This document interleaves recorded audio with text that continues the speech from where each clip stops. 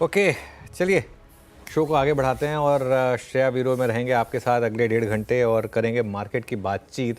और कहना होगा कि पिछला हफ्ता जो इतना ख़राब रहा मार्केट के लिए, उसको मार्केट दरकिनार करके आज फाइनली चलने को तैयार। आप देखिए सेंसेक्स में किस तरीके की रैली हुई। एक बार ज़रा निफ्टी लेकर आइए। निफ्टी अब 24,600 पर, हम फ्राइडे के हाई के ऊपर काम कर रहे हैं।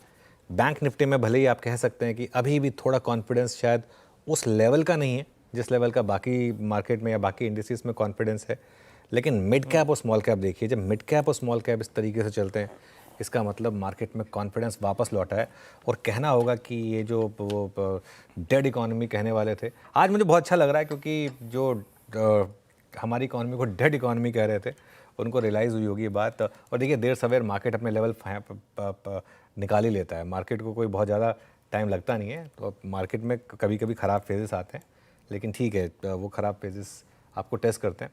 लेकिन शानदार तेज़ी, देखते हैं अगले 1.5 घंटे कैसा मूड रहेगा। Veeru Shreya, good afternoon.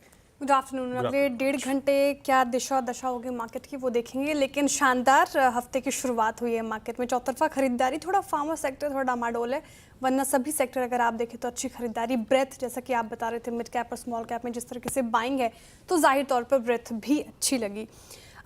आपने मेंशन किया कॉन्फिडेंस लग रहा है आपको लॉटरी है बाजार में, कितनी टिकाऊ आज के सत्र की तेज़ी लग रही है? क्योंकि डोमेस्टिक क्यूज़ तो अच्छे हैं, जीडीपी के आंकड़े, आपने टू व्हीलर्स के सेल्स के नंबर की भी बात की, कितनी टिकाऊ लग रही है? यहाँ से अब क्या अब सेंटिमेंट सुधरता हुआ नजर आएगा? कॉशियस रहने की ज़रूरत नहीं है अब? नहीं, कॉशियस तो रहने की हमेशा ज़रूरत होती है श्रेया। देखिए एक दिन से एक पूरा जो इतना लंबा ख़राब माहौल चला रहा था वो नहीं बदलेगा। लेकिन इस चीज़ को समझिए, आज सुबह हमारी क्या डिस्कशन हो रही थी?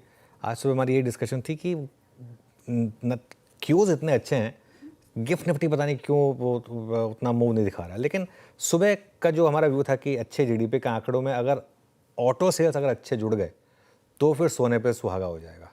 और इसीलिए मैं वेट कर रहा था ऑटो सेल्स की। मैंने बात की थी कि 15 अगस्त वाला वो जो अनाउंसमेंट था, अगर उसके बाद लोगों ने अपनी परचेजेस पोस्टपोन किया नहीं की, ये आंकड़े तो बता रहे हैं कि नहीं की, अगर करी भी तो भी इसका मतलब ये समझिए कि उससे पिछले 15 दिन में कितनी बाइंग हुई होती, और अगर पोस्टपोन ना करी होती तो और कितनी बाइंग होती। तो ओवरऑल तो इकॉनमी काफ़ी इंप्रूव हो रही है। यही जीडीपी आंकड़े बता रहे हैं आपको, यही आपको ऑटो सेल्स के आंकड़े बता रहे हैं। और देखिए आप टू व्हीलर हो, ट्रैक्टर हो, पैसेंजर व्हीकल हो, कमर्शियल व्हीकल हो, सभी में आप देखें तो शानदार बिक्री रही। और सारे के सारे आप आज के इनके स्टॉक्स देख लीजिए तो उनमें सब में शानदार रैली थी। और बात हुई थी हमारी कि अगर सुबह की अगर ऑटो की बिक्री के जो आंकड़े अच्छे रहे तो फिर एक मूड सुधरेगा। और एक चीज़, जीएसटी कट का इंतज़ार शायद नहीं कर रहे हैं लोग, उसके बावजूद जमकर गाड़ियां खरीद रहे हैं। या ये भी हो सकता है कि अगर जीएसटी कट वाला नहीं मामला नहीं होता तो उल्टा और ज़्यादा नंबर हाई होता। लेकिन जो भी है, जिस तरीके से है, मुझे लग रहा है कि मार्केट बहुत शानदार है। देखिए जहाँ तक निफ्टी की बात है ना, मेरा ये मानना है कि अगर थोड़ी सी तेज़ी और बढ़ी तो मार्केट में कॉन्फिडेंस बढ़ेगा। अगर आज आप किसी भी तरीके से 24,650 के ऊपर निकल गए या 24,600 के ऊपर आपने बंद दे दिया अगर इस मार्केट में, तो फिर वो फाइनली शॉर्ट थोड़ा सा डरेगा। एक चीज़ लेकिन कह देता हूँ मैं आपको कि मार्केट में ऐसे सिर्फ एक दिन से नहीं होगा, आपको ऐसे 2-3 दिन चाहिए। लेकिन आज की तेज़ी में जो चीज़ सबसे अच्छी है ना, आज ब्रॉड बेस्ड तेज़ी है। आज लोगों के स्टॉक्स चले। आज आप देखिए, जो आज मैं इसलिए नहीं कह रहा हूँ कि हमने सुबह उनकी बात की थी, आज देखिए जो हमने बिग स्टॉक में न्यूज़ के साथ जो स्टॉक्स की बात की है, आज देखिए क्या शानदार तेज़ी हुई इन स्टॉक्स में। पीजी हुआ, सीजी पावर हुआ, कोई भी स्टॉक आप उठा के देख लीजिए। ये आपको बता रहा है कि मार्केट इस आज अच्छी न्यूज़ को सुनने को तैयार है। टीवीएस मोटर का चार्ट देखिए आप, बजाज ऑटो का चार्ट देखिए आप, हीरो का चार्ट देखिए आप। और ये वैसे भी वो पॉकेट है जो इस पूरे वीकनेस में भी स्ट्रांग रही है। अगर आप देखें टीवीएस का स्टॉक, एस्कॉर्ट्स का स्टॉक देख लीजिए, तो ये आई थिंक ये सारे के सारे स्टॉक्स वैसे भी ठीक ठाक कर रहे हैं। तो ये आई थिंक मार्केट के लिए एक बहुत शानदार न्यूज़ है। और अब बस 3 और 4 तारीख को कोई गूगल ही नहीं आनी चाहिए, क्लीन जीएसटी कट आना चाहिए। जीएसटी कट को लेकर अभी क्या हो रहा है, जैसे बात हो रही है कि वो सिद्धार्थ लाल जी ने ट्वीट किया कि वो 350 सीसी से ऊपर भी जीएसटी कट मिलना चाहिए। अब क्या उसको आप लग्जरी में इंक्लूड करके उस पर नहीं देंगे वो जीएसटी कट?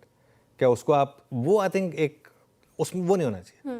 अब कर रहे हैं 18% अक्रॉस द बोर्ड होना चाहिए, ऑटोज़ में सब में होना चाहिए 18%।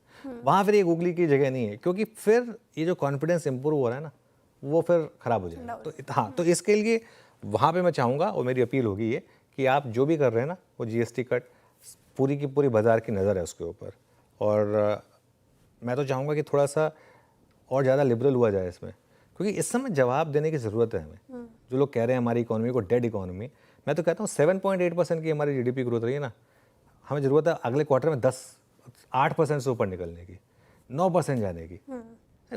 दिखा देते ना कि क्या है डेड इकोनॉमी, डेड मतलब इतनी बड़ी इकोनॉमी अगर 8% पे ग्रो कर रही है, और अगर ये होगा ना एफआई इन्वेस्टर भी अपने आप फिर आपका नोटिस करेंगे कि देखिए इतना सब कुछ होने के बावजूद ये इकोनॉमी है जो स्ट्रॉन्ग ग्रो कर रही है, तो फिर वो पैसा भी आएगा यहाँ पर। तो लेकिन 3-4 दिन चाहिए थोड़ा सा अच्छी क्लोज के लिए, और वो जीएसटी काउंसिल का जो है वो अच्छा डिसीजन चाहिए। बीरू के पास चलते हैं। Biru, good afternoon. Stock specific action कैसा रहा आज? बिल्कुल अनुज, स्टॉक स्पेसिफिक एक्शन अच्छा, और निफ्टी ने 7 सेशन के बाद अपना प्रीवियस डे का हाई क्रॉस किया। बस अनुज एक 100 डे 6th 27 पे अप्लाइड है, तो बस मैं उसी पे निगाहें गड़ाए हुए हूँ, क्योंकि उसके बाद शायद थोड़ी शॉर्ट कवरिंग बढ़े अनुज, क्योंकि अभी तक तो शॉर्ट कवरिंग पूरे चरम पे है। मैं जिन स्टॉक्स का जिक्र करना चाहूँगा वो हैं वाइट गुड सेगमेंट से अनुज। पहला स्टॉक है blue star. It's 1939 day high पे ट्रेड करता हुआ एक क्लासिकल फ्लैग इस सेगमेंट में। ईएमएस और वाइट गुड दोनों में काफ़ी शानदार तेज़ी है। 25 अप्रैल को एक ब्रेकडाउन हुआ था अनुज, और उसी प्राइस को 1940 को 1930 को स्ट्राइक करता हुआ डे हाई पर। बात सिर्फ ये नहीं कि अब 3% ऊपर हो चुका है, तो नहीं, 3% ऊपर भी एक क्रिटिकल मार्क को क्रॉस करता हुआ। प्लीज़ ओआई रखिएगा स्क्रीन पे। अच्छी बाइंग है विजिबल यहाँ पर। ब्लू स्टार सबसे स्ट्रॉन्ग स्टैट्स इसके वाइट गुड सेगमेंट में अभी भी डे हाई पे ट्रेड करता हुआ। और अगली स्लाइड में लिखे आइए प्लीज़ आपकी स्क्रीन पे।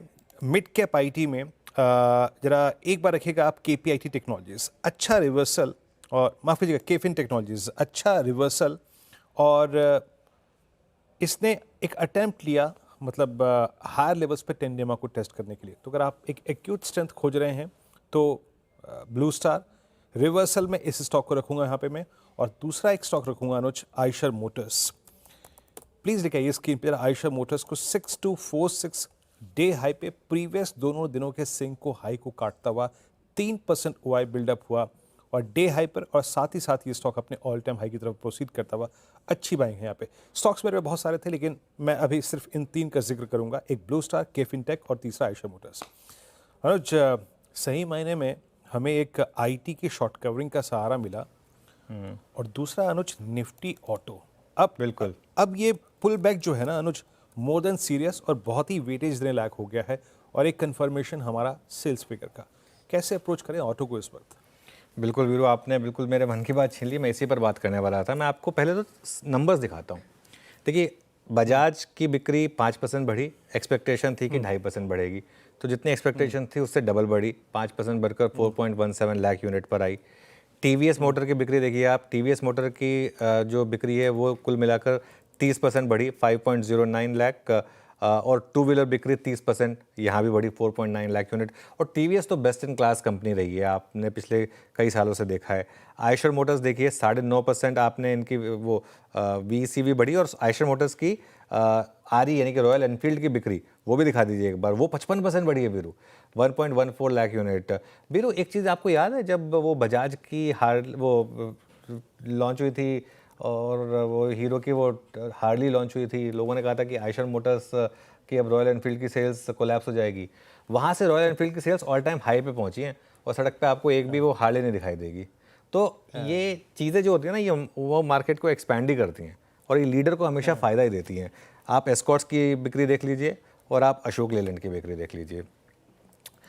देखिए, एक चीज़ समझिए, जीडीपी के आंकड़ों में आप फिर भी एक बार कह सकते हैं कि थोड़े से बैकवर्ड लुकिंग का मामला हो जाता है। जैसे ये जो जीडीपी का आंकड़ा था, ये अप्रैल में जून का डेटा था, ठीक है ना, और उसकी कॉर्पोरेट अर्निंग्स ऑलरेडी आ चुकी हैं। लेकिन जो ऑटो सेल्स होती है ना, ऑटो सेल्स एकदम आपका हेयर एंड नाउ वाला मामला होता है, जो अभी अभी महीना गया है उसके डेटा होते हैं ये। इस वजह से मैं हमेशा एक चीज़ कहता हूँ कि ऑटो सेल्स के नंबर्स को बहुत ज़्यादा रिस्पेक्ट दीजिए। और वैसे भी ऑटो और एफएमसीजी, ये हमारी पिछले आई थिंक 2 हफ्ते से यही बात हो रही है कि सिर्फ अपने आप को 2 सेक्टर्स में रखें, ऑटो और एफएमसीजी, ऑटो और एफएमसीजी। रोज़ रोज़ एक ही चीज़ हो रही थी, ऑटो और एफएमसीजी, इसी में रखें अपने आप को। एफएमसीजी आज थोड़ा नहीं चला, लेकिन ठीक है, कोई बात नहीं, उसका भी दिन आएगा। आज ऑटो चल गया, ऑटो का अब एफएमसीजी ने भी चलना शुरू करा है। तो ये मुझे लग रहा है कि बहुत स्ट्रॉन्ग पॉकेट रहने वाली है। चलिए श्रेया के पास चलते हैं और शो को आगे बढ़ाते हैं। Shreya, good afternoon. Good afternoon ji, लेकिन उससे पहले एक सवाल और मेरा, क्या बाजार में डबल बॉटम बना है? क्या आपकी क्या रीडिंग कहती है, आपकी एनालिसिस क्या कहती है आपके इसमें? नहीं, बहुत अच्छा सवाल है आपका। और एक पिछली बार क्योंकि निफ्टी 24,350 तक गया था, वहाँ से मार्केट ने एक रैली दिखाई, और अब अगर आप 24,430 तक गए तो एक तरीके से आपने उस लेवल को टेस्ट किया और वहाँ से आपने बाउंस बैक दिखाया। ये देखिए, ये जो आपको स्क्रीन पे दिख रहा है ना, तो एक अब ये जो सेकंड लाइन बननी शुरू हुई है ना, डबल बॉटम के कंफर्मेशन के लिए इसको और ऊपर आना और प्रीवियस ये जो 25,150 का हाई बना था ना, इसको निकालना ज़रूरी है। अगर आपने इस स्विंग में 25,150 के हाई को क्रॉस कर दिया तब उस पर कंफर्मेशन मिलेगा। लेकिन क्या होता है ना, हमको एक स्टेप एट ए टाइम लेना है। हम बहुत ज़्यादा जल्दबाजी नहीं करनी है, ना ही हमको बहुत ज़्यादा जल्दबाजी करनी है कि 24,300 टूट रहा है नहीं, ना हमको जल्दबाजी करनी है 25,150 टूट रहा है नहीं। One step at A time, one day at A time. अभी इस समय मार्केट में one day at A time. लेकिन आज के जो समीकरण बैठ रहे हैं और जिस न्यूज़ की वजह से मार्केट भागा है आज, चाहे वो जीएसटी के चाहे वो ऑटो सेल्स के आंकड़े हो, चाहे वो जीडीपी के आंकड़े हो, एक सेंस बन रही है, फिंगर्स क्रॉस्ड, कि शायद डबल बॉटम बना हो, लेकिन वो मार्केट डिसाइड करेगा। ओके, मार्केट डिसाइड करेगा। चलिए अब आगे बढ़ते हैं शो में, और सबसे पहले बात करते हैं ट्रेंडिंग स्टॉक्स की, और जिस तरीके से मार्केट में आज अच्छी खरीदारी हमें देखने को मिल रही है। शुरुआत तेजी के ट्रेंडिंग स्टॉक्स के साथ की जाए, कहाँ पर आज सबसे ज़्यादा खरीदारी आपको जाहिर तौर पर ऑटो पैक के स्टॉक्स नजर आएंगे? देखिए, महिंद्रा एंड महिंद्रा, बजाज ऑटो तो 4.5% ज़्यादा दौड़ के आज के सेशन में, महिंद्रा एंड महिंद्रा लगभग 3%, हीरो मोटोकॉर्प 3% से ज़्यादा दौड़ा, और टाटा मोटर्स भी करीब 3% की तेज़ी के साथ कर रहा कारोबार। ऑटो सेल्स के नंबर काफ़ी अच्छे, और स्ट्रीट ने पूरे ही पैक को किया है रिवॉर्ड। इसके अलावा केन्स टेक यहाँ पर अच्छी बढ़त देखने को मिल रही है, जो कि वीरेंद्र जी मेंशन भी करते, 7% आज के सेशन में उछल गया ये। ट्यूब इन्वेस्टमेंट में शानदार खरीदारी, 6% से ज़्यादा। इसके अलावा अगर आप देखिए, कैपिटल मार्केट स्टॉक्स भी चले हैं आज के सत्र में। एमसीएक्स आपके स्क्रीन पर 5% से ज़्यादा की तेज़ी के साथ कर रहा कारोबार, और वाइट गुड स्पेस में अमर एंटरप्राइजेस भी देखिए लगभग 4.25% की तेज़ी के साथ कर रहा कारोबार। लेकिन अच्छे मूड मॉल में कई सारे काउंटर्स थे जो बैकफुट पर, जैसा कि मैं मेंशन कर रही थी शो के शुरुआत में, फार्मा स्पेस थोड़ा वहाँ पे स्थिति डामाडोल, 0.5% के करीब इंडेक्स गिर कर रहा कारोबार। तो सन फार्मा 2% से ज़्यादा गिरावट यहाँ पे। इसके अलावा एफएमसीजी पैक में हालांकि अब थोड़ी रिकवरी देखने को मिल रही है, लेकिन फ्लैट कारोबार, इसलिए आईटीसी आपको 1% लुटका हुआ नजर आएगा। एसबीआई लाइफ मामूली यहाँ पे गिरावट, और ग्लेनमार्क भी मामूली गिर कर रहा है कारोबार। और इसके अलावा आप देखें, अगेन फार्मा स्पेस से डिविस लैब और बिंदु फार्मा नजर आएगा। टाइटन भी 0.5% लुटका, बंधन बैंक में भी लगभग 0.5% से ज़्यादा की गिरावट फिलहाल देखने को मिल रही है। चलिए अब आगे बढ़ते शो में और कार्यक्रम का क्रम समझते हैं। फंडामेंटल राय देने के लिए हमारे साथ होंगे शरद अवस्थी जी SMIFS के, साथ ही टेक्निकल कॉल्स लेंगे हम प्रकाश गाबा, मानस जायसवाल, राजेश सातपुते, शिल्पा राउत, अमित सेठ और सोमिल मेहता जी से। 2:15 पर दीपाली राणा बताएंगे आपको ऑटो शेयर टॉप गियर में क्यों है। 2:20 पर समझेंगे पार शेयरों में ब्रोकरेजेस की राय क्या है। 2:25 पर आशीष चतुर्वेदी बताएंगे आपको जाइडस वेलनेस क्यों भाग रहा है। 2:45 पर आशीष चतुर्वेदी से ही समझेंगे CLSA का एक दिलचस्प रिपोर्ट। 2:50 पर बिग मार्केट वॉइस में हमारे साथ जुड़ेंगे एक्सिस सिक्योरिटीज के CIO नवीन कुलकर्णी जी। 3:10 पर अनुज जी बताएंगे कल के लिए स्ट्रैटेजी। 3:15 पर BTST STBT कॉल्स। ओके, चलिए पैनल तैयार है हमारा। सबसे पहले टेक्निकल कॉल से शुरुआत करते हैं। गुड आफ्टरनून गाबा सर, बताइए क्या रहेगा आपका trade? Good afternoon to you. Stock का नाम रहेगा ब्लू स्टार और बाय 1948 के आसपास ट्रेड कर रहा है ब्लू स्टार। स्टॉप होगा 1932 का। मेरे ख्याल से नियर टर्म टारगेट 2000 के हैं, पॉसिबल है, और ये स्पिल ओवर ट्रेड भी बन सकता है, लेकिन यस ब्लू स्टार में तेजी है। ओके, ब्लू स्टार 1947 पे, जिसका जिक्र मैंने अपने पहले स्टॉक में किया, बहुत अच्छा अगर आप देखें तो प्राइस पैटर्न। मानस, गुड आफ्टरनून, आपका ट्रेड क्या रहेगा? गुड आफ्टरनून वीरेन जी। तो देखिए, ट्यूब इन्वेस्टमेंट पे खरीदारी करने की राय रहेगी। बढ़िया रिकवरी देखने को मिली है, अच्छे वॉल्यूम्स के साथ 200 डे मूविंग एवरेज को रीगेन कर लिया है स्टॉक ने। तो आई थिंक ट्यूब इन्वेस्टमेंट में करंट लेवल्स पे आप खरीदारी कर सकते हैं। स्टॉप लॉस आपको 3089 का लगाना है। 3089 के स्टॉप लॉस से खरीदारी करेंगे। 3250 जो कि प्रीवियस हाई था, वहां तक के आप टारगेट सेट करके चल सकते हैं। इसमें ऑप्शन ट्रेड लेना चाहे तो आई थिंक ऑप्शन ट्रेड में आप 3150 का कॉल ऑप्शन ले सकते हैं। 111 रुपए के आसपास ट्रेड हो रहा है। इसमें आपको 84 रुपीज के स्टॉप लॉस से खरीदारी करनी है और 150 रुपए के टारगेट सेट करने हैं। ट्यूब इन्वेस्टमेंट्स यहाँ पे खरीदारी के राइट इज हाई पे कर रहा है कारोबार। 6% से ज़्यादा की तेज़ी के साथ ही माइनस जी की कॉल हो गई। राजेश सातपुते जी, वेरी गुड आफ्टरनून। बताइए आप क्या चुन रहे हैं आज के सत्र के लिए? Very good afternoon Shreya, good afternoon everyone. Shreya देखिए, मेरी नजर है अंबर पे, अंबर एंटरप्राइजेस। बहुत ही क्लीन ब्रेकआउट है, ये मोमेंटम कंटिन्यू होगा 7800 तक at level of 7650। It's a buy number. आपका स्टॉप लॉस होगा करीबन 7600 का। ये अच्छा क्यों लग रहा है शेयर्स में? एक चीज जो प्रोमिनेंटली मुझे अच्छी लग रही है वो है इसका open interest. It's a huge jump in open interest, 21% jump है। तो अंबर बाय करें 7600 के स्टॉप लॉस के साथ, 7800 का टारगेट। ओके, चलिए थोड़ा ज़मीन पर भी नज़र रख लीजिए राजेश जी, अंबर पर नज़र आपकी। वैसे आज थोड़ा सा मौसम अच्छा है तो बनता भी है मौसम वैसे अच्छा तो। है तो हाँ, मौसम अच्छा है बिल्कुल। चलिए शिल्पा जी भी जुड़ गई है हमारे साथ। शिल्पा जी गुड आफ्टरनून। शिल्पा जी बताइए आपकी ट्रेड। Good afternoon everyone. मेरा ट्रेड रहेगा अभी लॉन्ग साइड में केईआई में। केईआई में एक अच्छा खासा स्ट्रेंथ आ रहा है, मोमेंटम बहुत स्ट्रांग है। 3935 पे फ्यूचर्स ट्रेड कर रहा है। आप इसको ले सकते हैं विद स्टॉप लॉस ऑफ 3870। यहाँ पे पहला टारगेट जो रहेगा वो टुवर्ड्स 3980 रहेगा। उसके ऊपर जाता है तो 4030 से लेकर 4070 भी इसके एक्सटेंडेड टारगेट्स हैं। ये सेम सेम लेवल्स पे हमने प्रभुदास लीलाधर में भी इसको रेकमेंड किया हुआ है अभी। प्लीज़ आपका 3935 पे बाय कॉल है। अमित जी गुड आफ्टरनून, आपका ट्रेड इस वक्त का? जी good afternoon Viren ji, good afternoon Anuj ji and everybody on the panel. Viren ji, मेरा इस समय का ट्रेड रहेगा एशियन पेंट्स। एशियन पेंट्स एक अपने सपोर्ट जोन और एक कॉन्फिडेंस ऑफ मूविंग एवरेज से पुल बैक दे रहा है। पिछले 2-3 दिनों में यहाँ पे मूविंग एवरेजेस में एक नैरो रेंज का कंसोलिडेशन हुआ था और आज के सत्र में एक हम स्ट्रॉन्ग बुलिश अप्रूव यहाँ पे देख रहे हैं। तो it's a continuation of a pull back trade. Stop loss हमारा रहेगा 2540, 2540 का, और टारगेट्स हमारे रहेंगे 2650। ओके, अमित जी ने चुना है एशियन पेंट्स। यहाँ पे खरीदारी की राय, अच्छी तेजी इस पर्टिकुलर काउंटर में भी देखने को मिल रही है। सोमिल जी गुड आफ्टरनून, बताइए आपकी पिक क्या है? Good afternoon to everyone. मेरी पिक रहेगी मनापुरम में।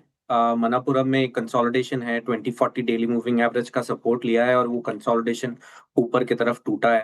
अब मुझे लगता है कि even in the medium term outlook बहुत अच्छी रैली देखने मिल सकती है। However in the very short term stop loss होगा 264 पर और टारगेट होगा 290।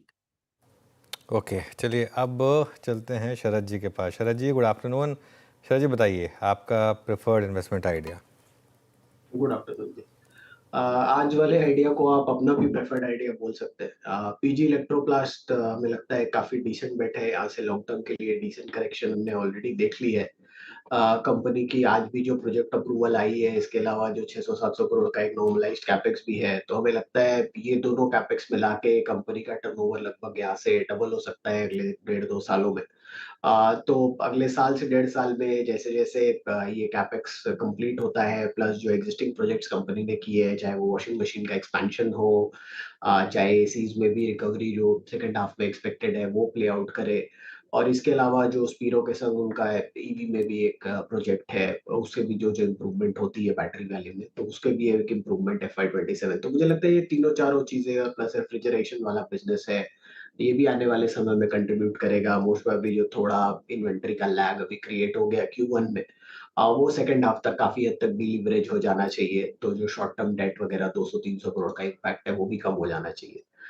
तो हमारा ये मानना है कि सेकंड हाफ आते आते इम्प्रूवमेंट नंबर्स पे दिखने लगना चाहिए, और अगले साल 1.5 साल में कंपनी आसानी से 18-19 रुपए के आसपास की अर्निंग्स रिपोर्ट कर देनी चाहिए, और कितना 30-40 का मल्टीपल मिलना बहुत मुश्किल नहीं होना चाहिए। तो 700 सवा 700 के शुरुआती लक्ष्य के हिसाब से पीजी इलेक्ट्रोप्लास्ट। पीजी इलेक्ट्रोप्लास्ट यहाँ पे खरीदारी की राय, डेज हाई पर कर रहा है कारोबार, बिग स्टॉक्स में शामिल था और शानदार रैली आज के सत्र में हमें देखने को मिली। इसके अलावा जो स्पेस आज चले हैं उसमें से एक capital market, stock market stocks हैं, जैसे कि BSE देख लीजिए आप, MCX, CAMS, CDSL, NSDL, सभी में अच्छी खासी तेज़ी। अनुज जी, जो वीकली एक्सपायरी हटने के बाद थोड़ी करेक्शन हमने देखी BSE, एंजल वन जैसे स्टॉक्स में, अब फिर से वहाँ पे खरीदारी होती हुई नजर आ रही है। तो आज इस स्पेस में जो खरीदारी है उसको कैसे देख रहे हैं आप, और यहाँ पे क्या अप्रोच रहेगी? देखिए इसमें ना मुझे लग रहा है कि मार्केट को एक थोड़ी सेंस बन रही है कि वो जो वीकली एक्सपायरी वाली जो न्यूज़ थी ना, उसके बाद बहुत ज़्यादा सेलिंग आ गई थी। आज सुबह जो नीलेश भाई ने बात कही ना, ये बात BSE, सिर्फ BSE और एंजल वन की बात करते हैं क्योंकि सबसे ज़्यादा यही दो स्टॉक्स उससे इम्पैक्टेड होते हैं, और इनके थोड़ा 2-2 हफ्ते के चार्ट रखिएगा दोनों स्टॉक्स के। आज जो नीलेश भाई ने बात कही ना कि क्या ऐसा हो सकता है कि वीकली एक्सपायरी सिर्फ रखी जाए इंस्टीट्यूशंस के लिए और या सिर्फ रिटेल के लिए, और जो बड़े हेज फंड्स हैं उनको सिर्फ मंथली एक्सपायरी का ऑप्शन दिया जाए? कर सकते हैं ऐसा, बहुत अच्छा ऑप्शन होगा। क्योंकि हो क्या रहा था, वीकली एक्सपायरी में सामने आपके बड़ी बड़ी शार्क्स थी, उन शार्क्स को हटा देंगे अगर आप, तो छोटी मछलियों को फिर थोड़ा सा तैरने की जगह मिलेगी। छोटी मछली अगर शार्क होगी तो कैसे तैरेगी, फिर तो शार्क खाएगी ही उसको ना। तो आप शार्क को उठाकर कहीं और ले जाइए। तालाब में वैसे भी शार्क का काम नहीं है ना, शार्क तो समुद्र में होने चाहिए। तो शार्क को समुद्र में ले जाइए, तालाब को छोड़ दीजिए छोटी मछलियों के लिए। उनके उसके बाद उनको खेलने दीजिए, उसमें तैरने दीजिए, पता चल जाएगा उसमें भी छोटी मछलियों में भी आपस में तो थोड़ी सी फाइट होगी, तो वो ठीक है, वो चलेगा। तो इसको मैं इस तरीके से देख रहा हूँ कि ये एक शायद पॉसिबिलिटी है। प्लस बहुत ज़्यादा स्टॉक्स गिर गए थे, प्लस आज मार्केट भी अच्छा है, आज सभी कुछ चल रहा है, आज क्या नहीं चल रहा, तो इस वजह से जो सबसे ज़्यादा पिटे हुए स्टॉक्स थे वो भी चल गए। तो इस तरीके से भी इसको देखा जा सकता है। शरद जी से एक व्यू लेते हैं इस टॉपिक पर। शरद जी, स्टॉक मार्केट या कैपिटल मार्केट से जुड़े स्टॉक्स आपकी पसंद में है क्या कोई स्टॉक? नहीं, मुझे लगता है अक्रॉस द बोर्ड वैल्यूएशंस थोड़ी सी स्ट्रेच्ड ही लग रही है अभी भी मुझे, और मुझे लगता है ये जो अनसर्टेनिटी है पूरे बिजनेस को लेके, वो अभी भी थोड़ा सा ओवरहैंग रहेगा इनके ऊपर। खास करके एक्सचेंज वाली स्पेस में तो मुझे लगता नहीं कि कोई भी स्टॉक काफी वायबल है इन वैल्यूएशंस पे। ब्रोकिंग वाले साइड पे मे बी मोतीलाल और एंजल थोड़ा बहुत ठीक ठाक लगे आपको, बट अक्रॉस द बोर्ड थोड़ा सा वैल्यूएशंस मुझे लगता है पूरी स्पेस में स्ट्रेच्ड है। चलिए, तो ये हो गया कैपिटल मार्केट थीम। याद रखिएगा, शुक्रवार को पूरे बाजार में जो सब्सटेंशियल शॉर्ट क्रिएट हुआ था on the very first day of series, उसमें ये कैपिटल मार्केट थीम भी थी। तो आज इसमें बहुत बड़ा हाथ जो है वो शॉर्ट कवरिंग का भी है। जब आप ओआई देखेंगे शाम को, आपको नज़र भी आएगा, वो बात फील भी होगी। लेकिन फील आपको एक बात और होगी, भले ही अगस्त का महीना बीता हुआ शायद इक्विटी मार्केट्स के लिए अच्छा ना रहा हो, लेकिन एक लिहाज से बहुत चला है। जी हाँ, ऑटो कंपनियों के बिक्री आंकड़े एक्सपेक्टेशन से कहीं अच्छे। एक फियर था जिसकी हम इस मंच पे बात भी कर रहे थे कि कहीं जीएसटी कट अगर दिवाली पे हुआ या दिवाली के बाद हुआ तो क्या वो एक डेफर्ड बाइंग में तब्दील हो जाएगा। वो फियर प्ले आउट नहीं हुआ। दीपाली से बात करें। दीपाली, नंबर्स इंप्रेसिव, थोड़ा सा एक बार फिर से एनालिसिस कीजिए कैसे रहे, और आप ऑटो को कवर करती हैं, सबसे बड़ा सरप्राइजिंग फैक्टर नंबर्स में क्या लगा आपको?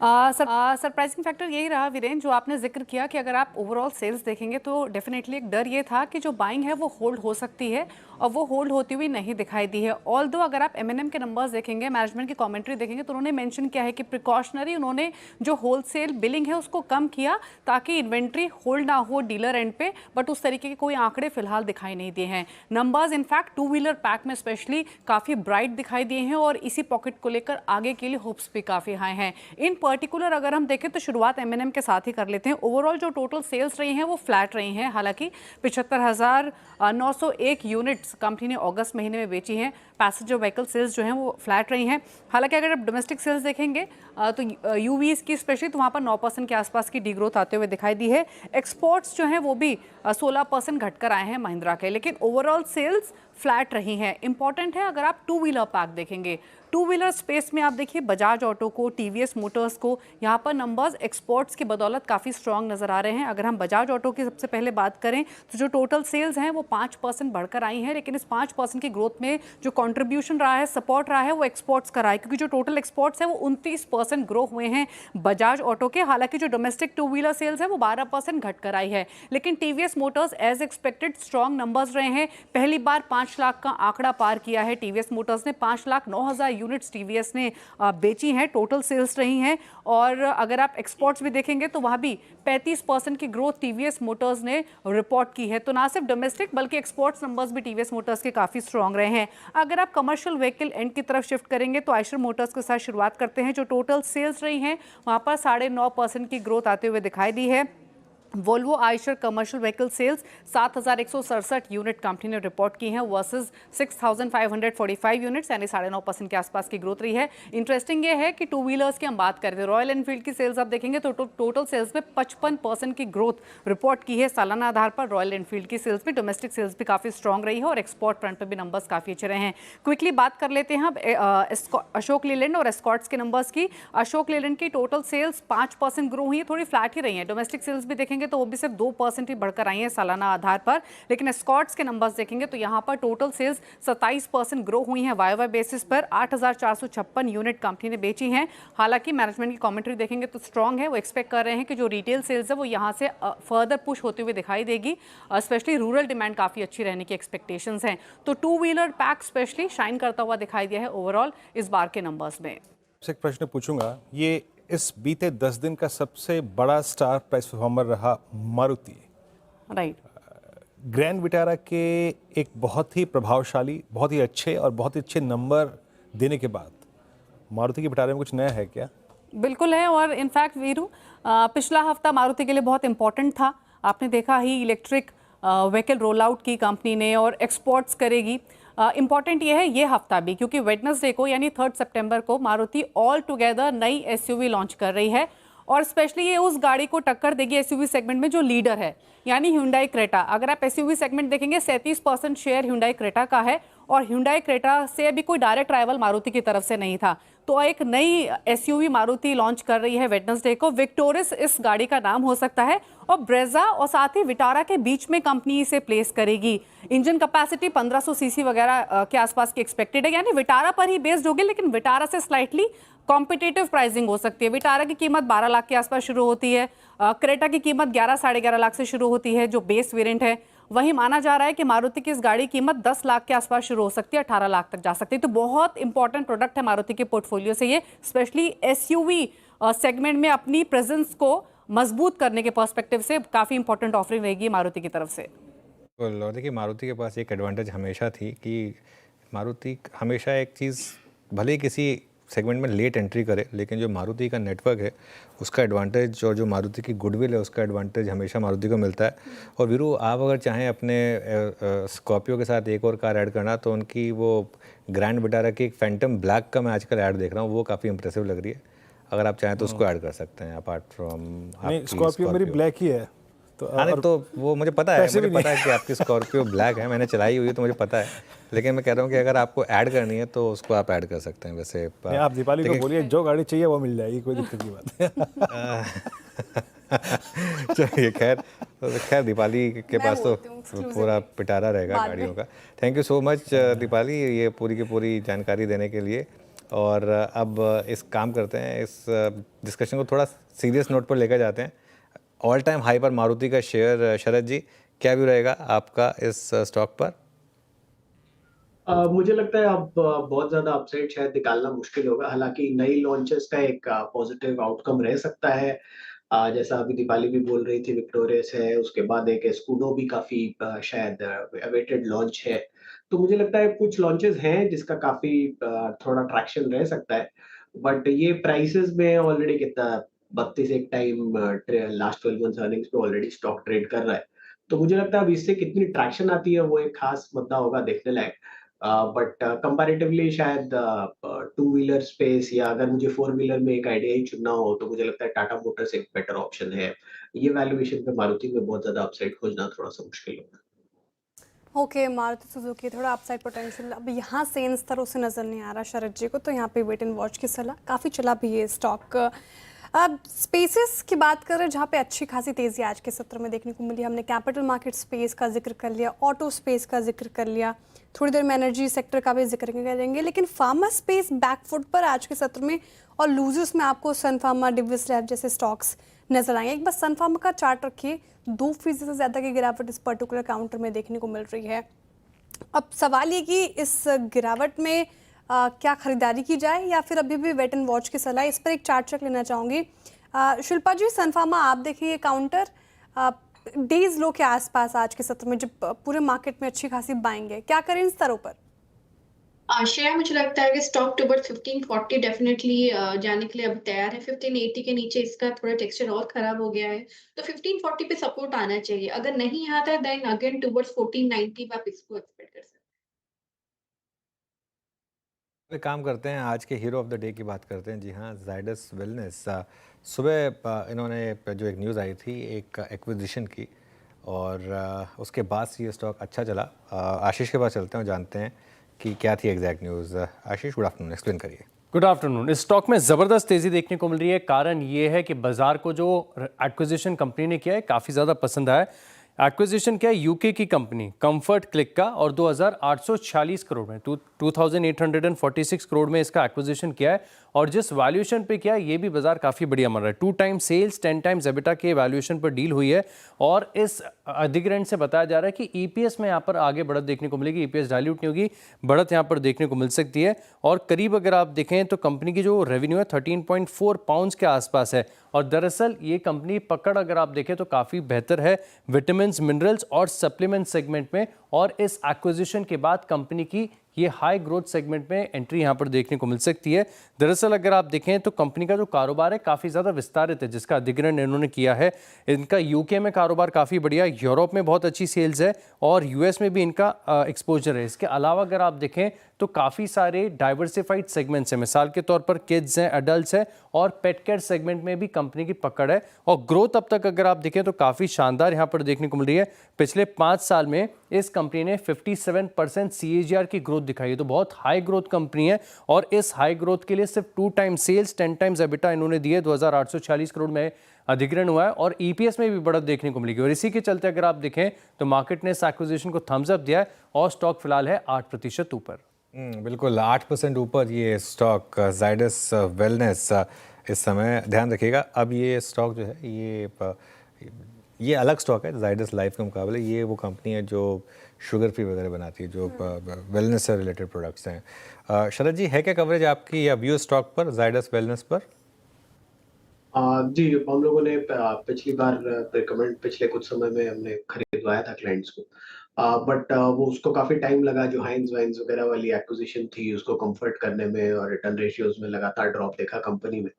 Certainly on the face of it जो साइज है और जिस प्राइस पे वो खरीद रहे हैं वो काफी अट्रैक्टिव लग रहा है। जैसे ग्रोथ रेट्स आशीष बता रहे थे, अगर ऐसे ग्रोथ रेट्स हैं तो फिर मुझे ये डाउट हो रहा है कि इस वैल्यूएशन पे कंपनी इनको मिली क्यों है।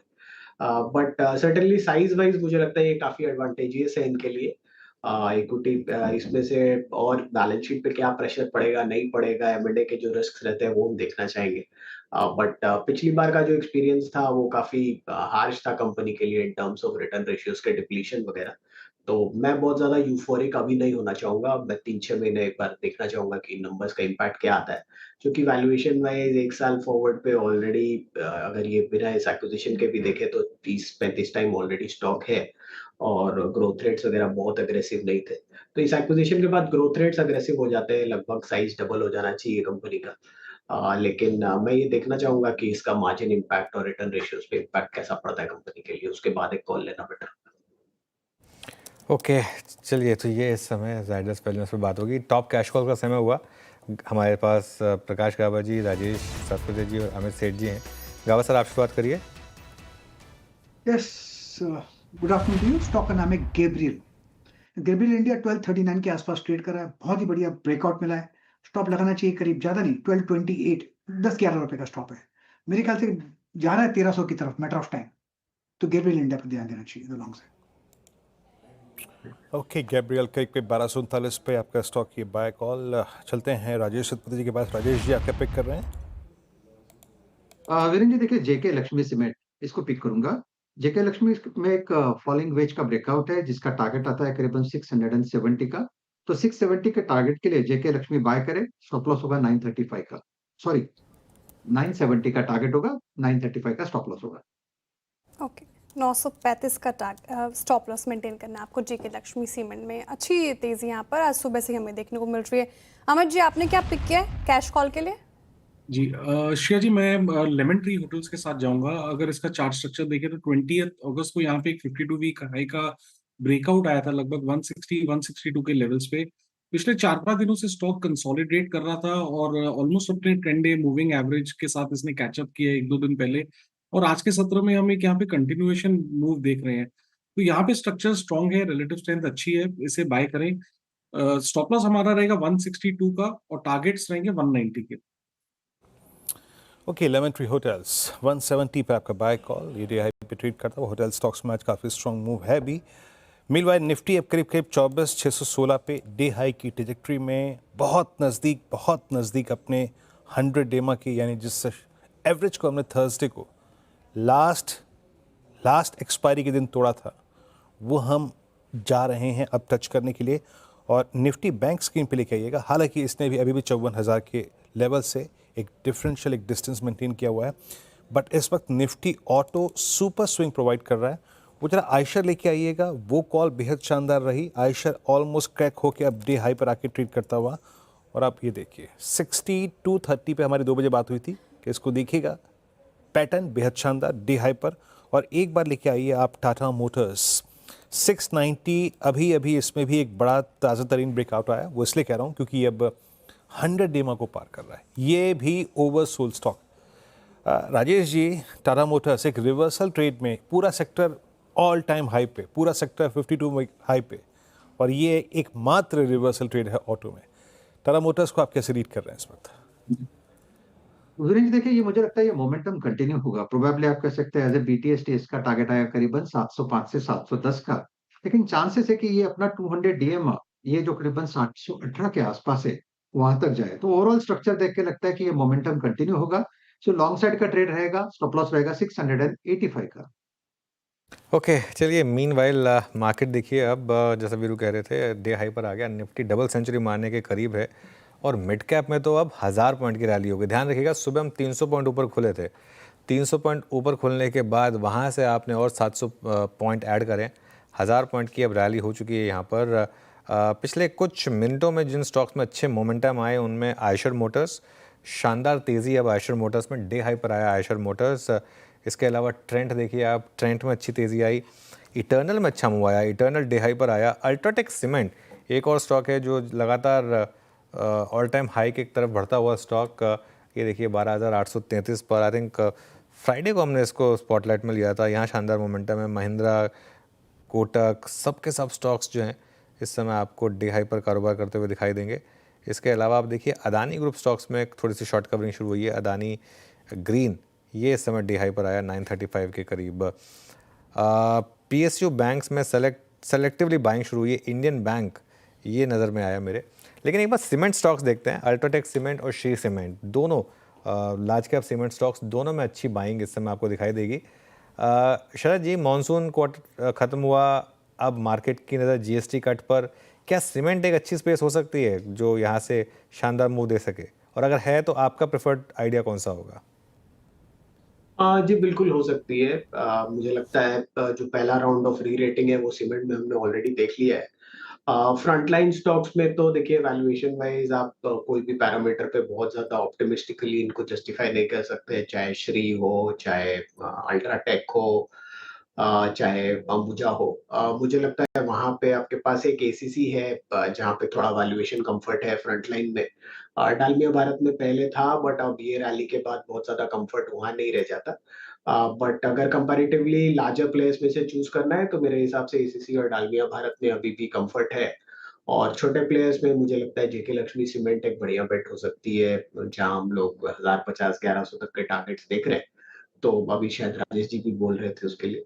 तो मुझे लगता है ये 3 स्टॉक्स कंपैरेटिवली बेटर प्लेस्ड है पूरे सीमेंट स्पेस में। JK Lakshmi medium mid level stocks में, और लार्जर स्टॉक्स में एसीसी, डालमिया भारत। एक चूज करना हो तो मेरे हिसाब से ACC probably best placed bet है। ACC बेस्ट प्लेस है। चलिए काम करते हैं, अब एक बार श्रेय के पास चलते हैं। आज जो पावर स्टॉक्स में तेज़ी है एक ब्रोकरेज रिपोर्ट के ऊपर, उसको समझ लेते हैं। श्रेय बताइए। जी देखिए, ब्रोकरेज रिपोर्ट आई है अलग अलग पावर स्टॉक्स के ऊपर, एक एक करके आपके सामने रखती हूँ। टोरेंट पावर पर मॉर्गन स्टैनली की रिपोर्ट है, काफ़ी बुलिश रिपोर्ट है, और सभी पावर स्टॉक्स पर इनफैक्ट बुलिश रिपोर्ट आई है ब्रोकरेज की। ओवरवेट है, टारगेट प्राइस माफिया जगह 1444 का रख दिया है, यानी कि करीब करीब 15% का अपसाइड पोटेंशियल 1444 तक के टारगेट देख रहे हैं, यानी कि 15% का अपसाइड पोटेंशियल टोरेंट फार्मा में नजर आ रहा है मॉर्गन स्टैनली को। क्या अच्छा लग रहा है? तो अभी जो हाल की खबर आई थी, जो डेवलपमेंट हमने CNBC आवाज़ पे सबसे पहले आपको बताई भी कि मध्य प्रदेश में 1600 मेगावाट थर्मल प्लांट के लिए लेटर मिल गया है। ये एक पॉजिटिव ट्रिगर है, मॉर्गन स्टैनली मान के चल रहे हैं। इससे ये होगा कि थर्मल प्लांट से 15 to 17% रिटर्न मिल सकता है, ये उम्मीद लगाकर चल रहे हैं। और ग्रोथ के लिए बैलेंस शीट में काफ़ी ज़्यादा जगह है, यानी कि यहाँ से और अपसाइड पोटेंशियल नज़र आ रहा है फिलहाल। तो टोरेंट पावर आप रख सकते हैं रडार पर। इसके अलावा CG पावर जो बिग स्टॉक्स में भी मेंशन हुआ था, अच्छी खासी तेज़ी के साथ आज कारोबार करता हुआ नजर आएगा। 3.5% अप है ये पर्टिकुलर काउंटर, वायदा के टॉप गेनर्स में शामिल। यहाँ पर 799 रुपये प्रति शेयर का टारगेट प्राइस आया है। हालांकि 11% का ही अपसाइड पोटेंशियल ब्रोकरेज इसमें देख रहे हैं, लेकिन वो कह रहे हैं कि सबसे डाइवर्सिफाइड कैपिटल गुड्स कंपनी में से एक है CG पावर। मैन्युफैक्चरिंग के मोर्चे पर अगर आप देखें तो काफ़ी पकड़ मजबूत है CG पावर की। इसके अलावा ट्रांसफार्मर, स्विच गियर में जिस तरीके से ग्रोथ देखने को मिल रही है, सबसे ज़्यादा फायदा CG पावर को होता हुआ नजर आएगा। और सरकार जिस तरीके से सेमीकंडक्टर के मोर्चों पर अग्रसर होते हुए काम कर रही है, तो CG पावर को काफ़ी ज़्यादा फायदा होगा। ये स्टॉक भी आप रख सकते हैं रडार पर। इसके अलावा मोतीलाल ओसवाल की रिपोर्ट आई सुजलॉन पर, और 40% का अपसाइड पोटेंशियल सुजलॉन में उनको नजर आ रहा है। 80 रुपये प्रति शेयर का टारगेट प्राइस आया है। खरीदारी की राय कह रहे हैं, काफ़ी सुजलॉन ने पेशेंस टेस्ट किया अपने इन्वेस्टर्स का। अब कह रहे हैं ग्रोथ की तरफ कंपनी मुड़ रही है। CEO ने लंबी अवधि के लिए वो कह रहे हैं कि हम कंपनी में बने रहेंगे, जो कि पॉजिटिव ट्रिगर है। तो 3 स्टॉक्स आप रख सकते हैं रडार पर। ओके, शुक्रिया श्रेया। चलिए काम करते हैं, फटाफट धमाकेदार ऑप्शन लेते हैं। हमारे साथ शिल्पा जी, मानस जी और सौमिल जी हैं। शिल्पा जी, आपका धमाकेदार ऑप्शन। जी बिल्कुल अनुज जी, धमाकेदार ऑप्शंस के लिए यहाँ पे APL अपोलो पे ध्यान है। अगेन स्टॉक पे बहुत स्ट्रेंथ है, डे हाई की तरफ है, 1648 फ्यूचर्स में है। मुझे लगता है 1680 से 1700 तक ये जा सकता है। तो 1660 का कॉल ऑप्शन जो रफली 36 रुपीस में 1660 का कॉल ऑप्शन जो रफली 36 रुपीस में ट्रेड कर रहा है, आप इसमें पार्टिसिपेट कर सकते हैं। स्टॉप लॉस आप यहाँ पे 28 का रखिए। पहला टारगेट रहेगा 50 का, इसके ऊपर सस्टेन होता है तो 55 से 60 आप एक्सपेक्ट कर सकते हैं। ओके, APL पोलो ट्यूब्स की कॉल 1660 की। मानस, आपका ट्रेड, आपका ऑप्शन ट्रेड। तो देखिए, ऑप्शन ट्रेड में वोल्टास के 1420, वोल्टास का 1420 का कॉल ऑप्शन लिया जा सकता है। वोल्टास में एक फ्रेश ब्रेकआउट देखने को मिला है, तो 1420 का कॉल ऑप्शन जो 39 रुपीज पे ट्रेड हो रहा है, उसमें आप खरीदारी कर सकते हैं। 29 रुपीज का स्टॉप लॉस लगा लीजिए और 60 रुपए के टारगेट पॉसिबल है। वोल्टास, ये कॉल आ गई मानस जी की तरफ से। सोमिल जी, आप क्या पिक करें धमाकेदार ऑप्शन के लिए? मैं पिक कर रहा हूँ टाटा स्टील। मेटल्स में मुझे लगता है कि अच्छी खरीदारी होनी चाहिए, यहाँ से अच्छा पुल बैक आना चाहिए। Tata steel would be my preferred pick, और यहाँ पे 30 सितंबर की एक्सपायरी के लिए कॉल ऑप्शन लेंगे। 155 का स्ट्राइक प्राइस, और यहाँ से मुझे लगता है कि स्टॉप लॉस बहुत ही छोटा है। 370 का एक स्टॉप लॉस रख के ऊपर में 7 रुपए का टारगेट रखेंगे। ओके, चलिए अब Motilal Oswal annual global investor conference की बात करते हैं, जो आज से शुरू हुई है। हमारे साथ इस कॉन्फ्रेंस पर चर्चा करने के लिए मोतीलाल ओसवाल फाइनेंशियल सर्विसेज के चेयरमैन रामदेव अग्रवाल जुड़े हैं। Ramdev ji, good afternoon. बताइए, आज तो आपकी कॉन्फ्रेंस मार्केट के लिए लकी रही। आपकी कॉन्फ्रेंस शुरू हुई और मार्केट में इतनी बड़ी रैली आ गई, निफ्टी 200 पॉइंट ऊपर। तो क्या ऐसा कॉन्फ्रेंस में बोल दिया आपके इन्वेस्टर्स ने जो इतनी बड़ी तेज़ी आ गई मार्केट में? अभी तो और अभी 40-45 मिनट बाकी है अभी भी अनुज। अभी तो कल का दिन भी बाकी है, 40-45 मिनट आज बाकी हैं, कल का दिन भी बाकी है। But Ramdev ji, on a serious note, क्या थोड़ा सा मूड माहौल के बारे में बताइए। जी बिल्कुल। किसके बारे में? हेलो, थोड़ा मूड माहौल कॉन्फ्रेंस में कैसा है आपका, और अब ये जो हाल फिलहाल की जो सिचुएशंस रही हैं, इसके बाद आपको कैसा लग रहा है? हाँ, देखिए, जो यहाँ पर जो आपके हेडलाइंस हैं न्यूज़पेपर्स में, वो तो बहुत ही अलग है। एंड यहाँ जो माहौल है, जो कंपनीज प्रेजेंट कर रही है, मैं तो 4-5 कंपनी का प्रेजेंटेशन देखा हूँ, they are not even mentioning anything about this Trump thing. So मुझे लगता है कि थोड़ा ओवर हाइप्ड है, और ऐसा भी नहीं कि problem is permanent for ever. So I think companies are taking little lightly, and they are going about their plans as if these things are negotiable in terms of this thing. But we have not met exactly the companies, जो companies जिनको direct hit हो रहा है एकदम, जिनका मतलब 1000 करोड़ का यदि मान लो एक्सपोर्ट है, वहाँ पर बहुत ज़्यादा इम्पैक्ट होना, उस टाइप की कंपनी से मुलाकात नहीं हुई है, लेकिन जनरली बिजनेस माहौल, ऑप्टिमिज्म काफ़ी अच्छा लग रहा है।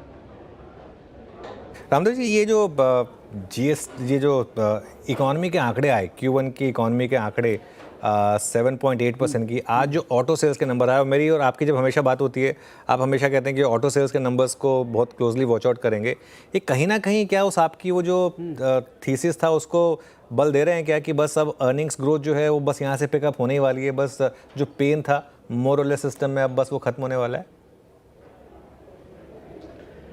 अनुज, ये तो मतलब समय बताएगा, लेकिन इतने सारे बुद्धिमान economist, I mean, they are wrong in the quarter by so much. You know, there was not even an exception. जल्दी क्या होता है, 15-20 इकोनॉमिस्ट में एक आध दो तो बोल देते हैं कि भाई 8% आएगा, और आता 7.5 है। इस बार तो पूरा कंसेंसस ही था 6.5 पौने 7 का, और उसके ऊपर आता है 7.8। So I think there is something happening which ये जो इकोनॉमिस्ट हो रहे हैं, they are not able to capture, and there is lot of wealth effect. ये जो बाजार का जो स्टडीनेस है और जो लोगों के हाथ में जो पैसे आए हैं, मार्केट कैप जो बदला है, उसका जो वेल्थ इफेक्ट है वो बहुत डिफिकल्ट है उसको मेजर करने का। लेकिन कंज्यूमर का जो कॉन्फिडेंस होता है, जिनके पास डिस्क्रिशनरी स्पेंड का पावर है, वो मेरे ख्याल से कहीं न कहीं प्ले आउट कर रहा है। एंड गवर्नमेंट एक्सपेंडिचर जो लास्ट ईयर बहुत कम था, मतलब बिकॉज ऑफ इलेक्शन एकदम स्लो था, आई थिंक इस बार कुछ 25-30% बढ़ा हुआ है। वो एक बहुत बड़ा डेल्टा है in terms of growth enhancer, और शायद इकोनॉमिस्ट लोगों को वो शायद नंबर उतने अच्छे से मालूम ना रहा होगा। तो बट इट्स अ मैसेज। और यदि आप देखें क्वार्टरली रिजल्ट भी, तो हमारे यहाँ एग्रीगेट मार्केट से corporate profit, aggregate corporate profit growth expected was about 6-7%, लेकिन आया 9-10%। 2-3% का गैप है, but definitely on the positive side. तो ये तो अभी कुछ इफेक्ट आया ही नहीं है। आगे मुझे लगता है कि अर्निंग्स का worst time is over, and I think यहाँ से एक्सेलरेशन चालू होगा। आज आपके शाम को राजीव मेमानी जी आने वाले हैं। अब ये जो जीएसटी कट को लेकर कवायद चल रही है, इस पर आपका क्या व्यू है रामदेव जी? कितना बड़ा रिफॉर्म हो सकता है ये मार्केट के लिए? अनुज, अब समझिए कि भाई जो करने वाले हैं वो क्या क्या करेंगे। 28 से 18 और 12 से 5 है तो सिंपल बोलने का, लेकिन इतना सिंपल नहीं आने वाला है।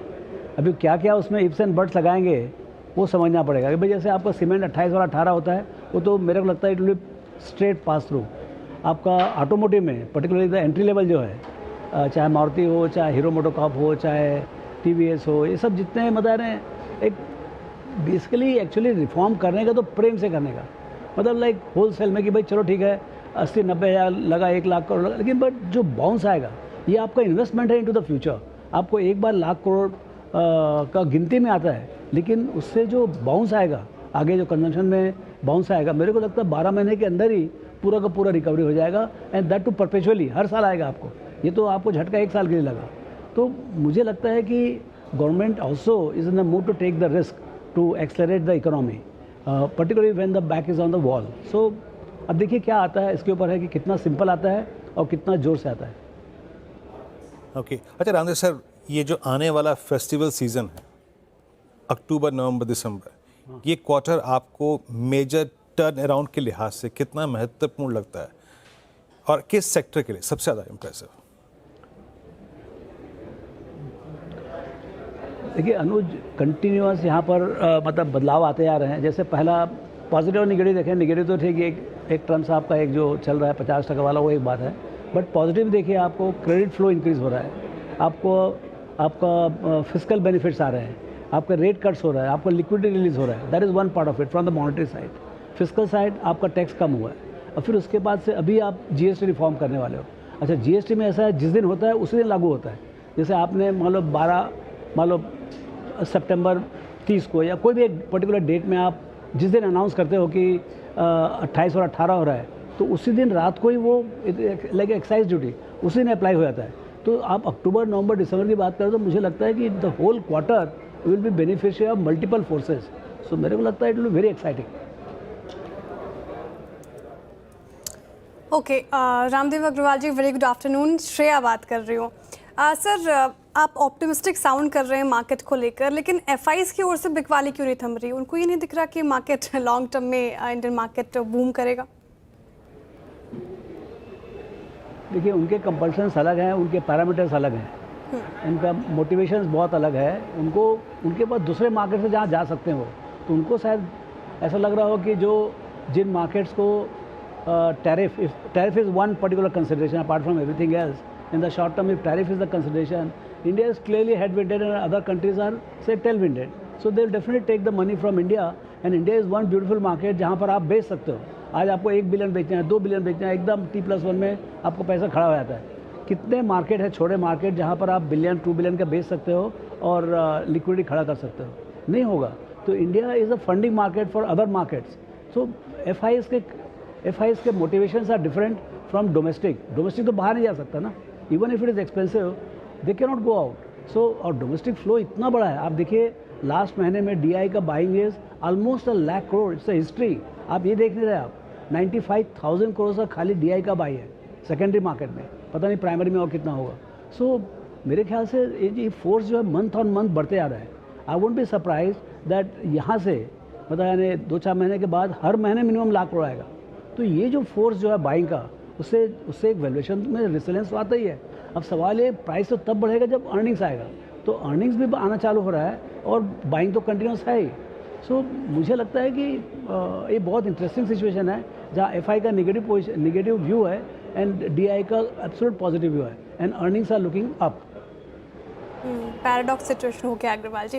सर एक सवाल ये कि आपके कॉन्फ्रेंस में पेटीएम और जेप्टो जैसे कंपनीज आ रही हैं, न्यू एज स्टॉक्स में अच्छी खासी रैली हमने देखी. इस पूरे स्पेस पर आपका व्यू क्या है, आपका टेक क्या है सर? देखिए मेरा तो थोड़ा लॉन्ग टर्म व्यू है, उसमें कौन जीतेगा कौन हारेगा वही बताएगा. अमेरिका में 10 में से 8 कंपनी टेक्नोलॉजी कंपनी है. इंडिया में भी अगले 10-12 साल में 5 से 7 कंपनी जो है बहुत बड़ी कंपनी होंगी, वो सब इंटरनेट कंपनी होंगी. तो 5 लाख 10 लाख 15 लाख करोड़ के मार्केट कैप वाली बड़े टेक्नोलॉजी बेस्ड कंपनीज आएंगी. वो टेक्नोलॉजी जैसे आपका NVIDIA टाइप का नहीं होगा, लेकिन टेक्नोलॉजी यूज़र होंगे.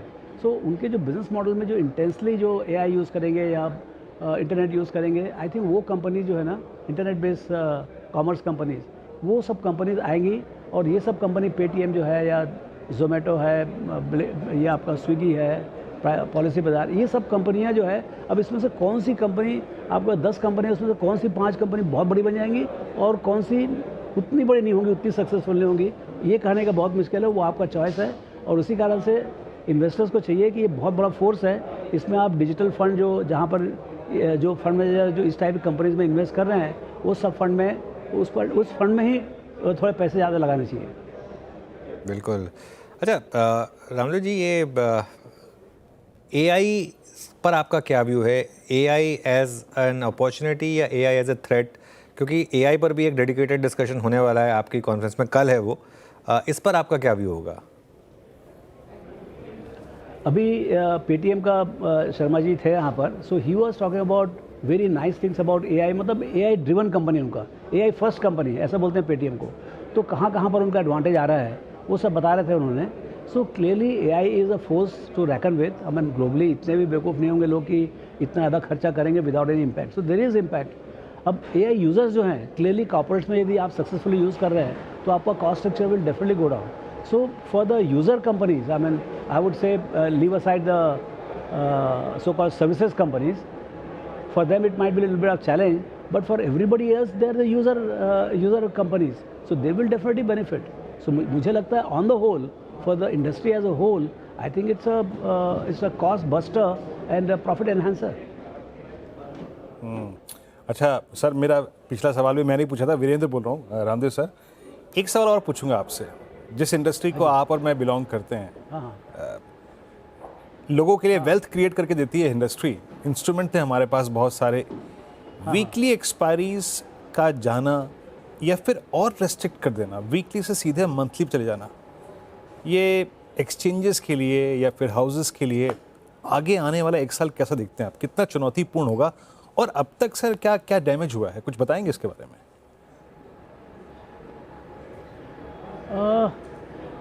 देखिए, as far as the business is concern, clearly broking का जो रेवेन्यू का जो एक्सप्लोजन हुआ था लास्ट ईयर टिल सितंबर, जब डेली एक्सपायरी आ गई थी, every day 1 contract was expiring on weekly. So उससे तो रेवेन्यू तो बहुत बढ़ गया था. तो क्लियरली आप वहाँ से यदि कम करेंगे एक्सपायरी तो उसका जो रेवेन्यू कंसंट्रेशन है वो डेफिनेटली कम होता है. सो उसका इफेक्ट आपको दिख ही रहा है। जो ब्रोकिंग साइड ऑफ जो रेवेन्यू है, प्रॉफिट है, वो डेफिनेटली या तो हमारे यहाँ तो कम हुआ है पक्का, और जो खाली जो डिजिटल वाले हैं जिनका नंबर ऑफ ऑर्डर्स के ऊपर डिपेंड है, उसका impact is little more pronounced. So ये आपका जो मार्च का जो क्वार्टर है, वहाँ पर तक जो सेटबैक आया है, दैट बिकम द बेस। सो मेरे को लगता है ये साल 2-3 क्वार्टर तक थोड़ा सा ईयर ऑन ईयर कंपेरिजन में ख़राब दिखेगा, but I think if nothing much happens in this year, तो 26-27 will have a 30-40% growth again starting. Ramdev sir, जो जीडीपी का डेटा आया उसमें एक हार्टनिंग नंबर मैन्युफैक्चरिंग को लेकर था। अब आपकी कॉन्फ्रेंस में आई थिंक केन्स है, एम्बर है, ये कुछ ऐसी कंपनियां रही हैं जो एक फ्लैग बेरर रही हैं पीएलआई की और मैन्युफैक्चरिंग की। इस स्पेस में आपको लग रहा है अभी भी जो जैसे डिक्सन 100 बैगर हो गया, इसके बाद भी क्या अपॉर्चुनिटीज़ हैं यहाँ पर? देखिए अपॉर्चुनिटी तो बहुत है अनुज, आई मीन कंपनी वाइज बोलने का अलग बात अलग है, बट मैन्युफैक्चरिंग में तो कहानी भी चालू हुई है। यानी हमने यहाँ के स्केल में थोड़ा बड़ा दिखता है, but if you look at global scale, मतलब कुछ है ही नहीं हमारे पास, कुछ भी नहीं है।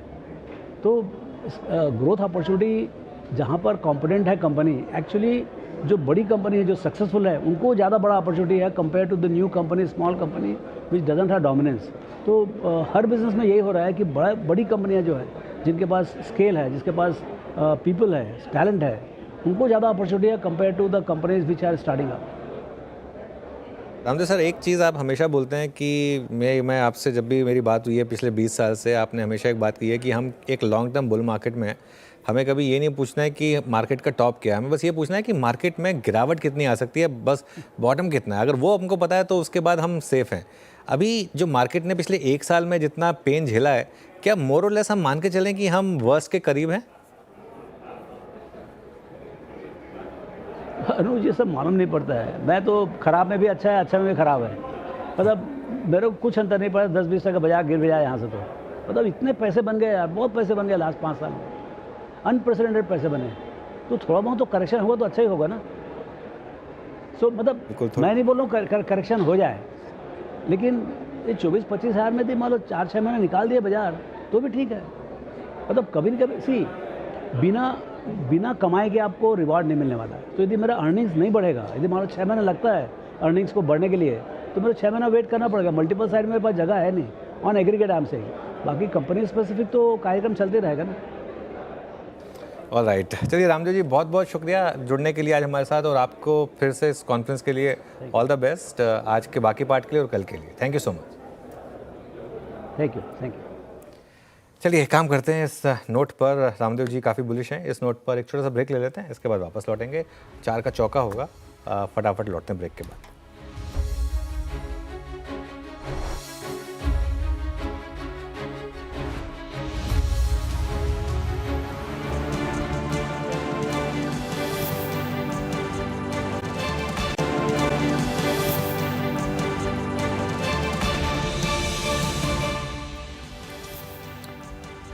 चलिए अब शुरुआत करते हैं 4 का चौका की। सस्ता ऑप्शन शिल्पा जी से लेंगे, उसके बाद चलेंगे राजेश जी के पास एफएनओ सुपरस्टार के लिए, सोमिल जी के पास चलेंगे चार्ट का चमत्कार के लिए, और मिड कैप फंडा के लिए शरद जी हमारे साथ। शिल्पा जी, आप शुरुआत करिए। जी बिल्कुल अनुज जी, यहाँ पे मैक्स हेल्थ पे ध्यान है। मैक्स हेल्थ रोल ओवर्स पे भी बहुत स्ट्रॉन्ग रोल्स हमने देखे हुए थे, और यहाँ पे स्टॉक क्लियरली टुवर्ड्स 1240 से लेके 1280 तक ये सितंबर सीरीज में मूव करते हुए दिख सकता है। तो 1200 का कॉल ऑप्शन जो रफली 28 रुपीज में ट्रेड कर रहा है, आप इसमें पार्टिसिपेट कीजिए। स्टॉप लॉस आप यहाँ पे 18 का रखिए। पहला टारगेट रहेगा 38 का, इसके ऊपर सस्टेन होता है तो 45 से 50 इसके एक्सटेंडेड टारगेट्स हैं। ओके, मैक्स हेल्थ के 1200 की कॉल। राजेश सतपुते जी, आपका ट्रेड आज का एफएनओ सुपरस्टार। देखिए, मेरी नजर सीमेंस के चार्ट के ऊपर है। मुझे लगता है एक अच्छी शॉर्ट कवरिंग यहाँ पे हो रही है। इसका अगर आप स्विंग का टारगेट देखें तो करीबन 3200-220 का होगा। So at a level of 31,150 it's a buy. Stop loss होगा 3120 का। ओके, सीमेंस की फ्यूचर में खरीदारी कर रहा है एफएनओ सुपरस्टार के लिए राजेश जी का कॉल। अब सोमिल जी के पास चलते हैं चार्ट का चमत्कार के लिए। बताइए सोमिल जी, आपने क्या चुना है?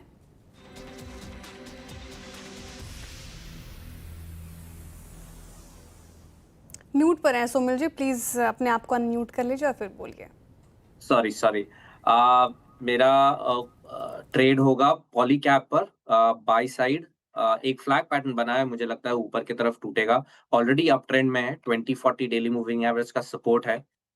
इसमें स्टॉप लॉस रखेंगे 7020 का और ऊपर में टारगेट होगा 7350। ओके चलिए, तो ये हो गई आपके लिए ट्रेड।